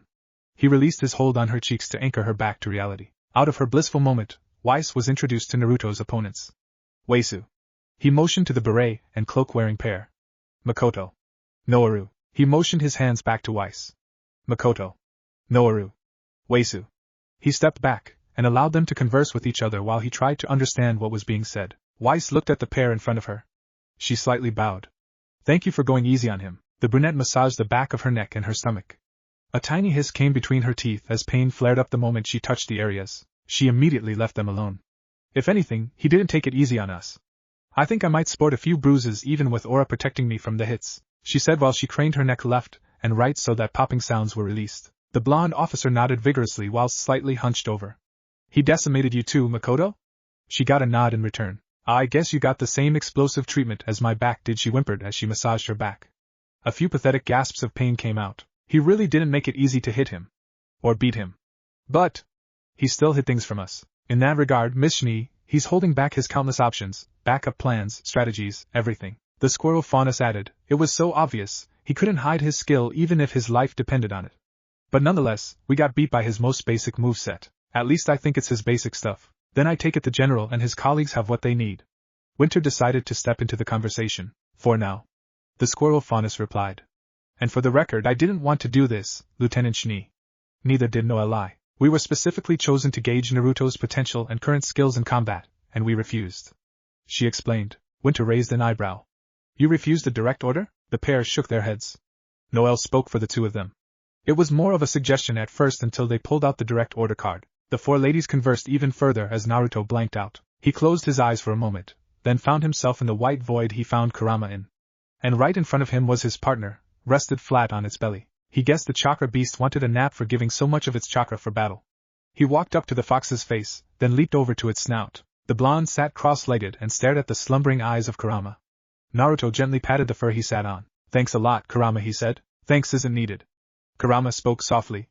We did what we had to because we are a team. Naruto grinned. Look at you being a softie. Is it a crime to be soft now? Kurama asked as its slitted red eyes stared at him. No. Just a surprise. Naruto replied. Doesn't mean it's a terrible thing to see coming from you. Naruto heard the beast hum. His furry seat vibrated for seconds. It amused him a little. He closed his eyes as soon Kurama did.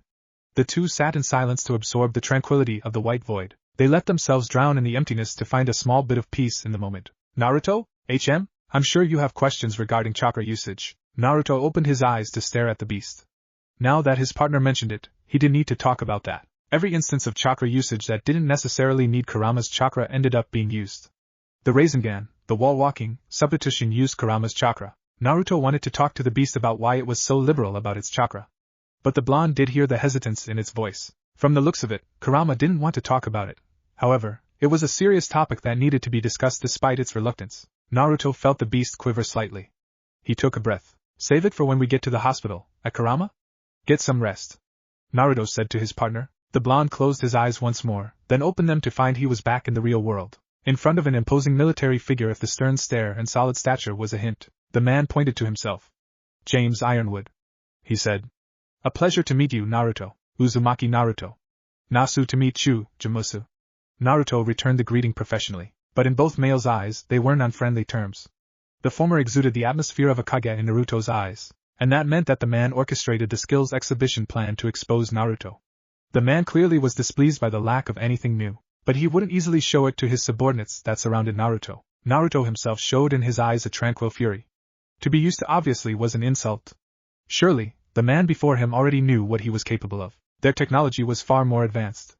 The idea of video recordings to his match with the armored giant wasn't so far-fetched in his perspective. To milk anything more out of him was a futile effort too.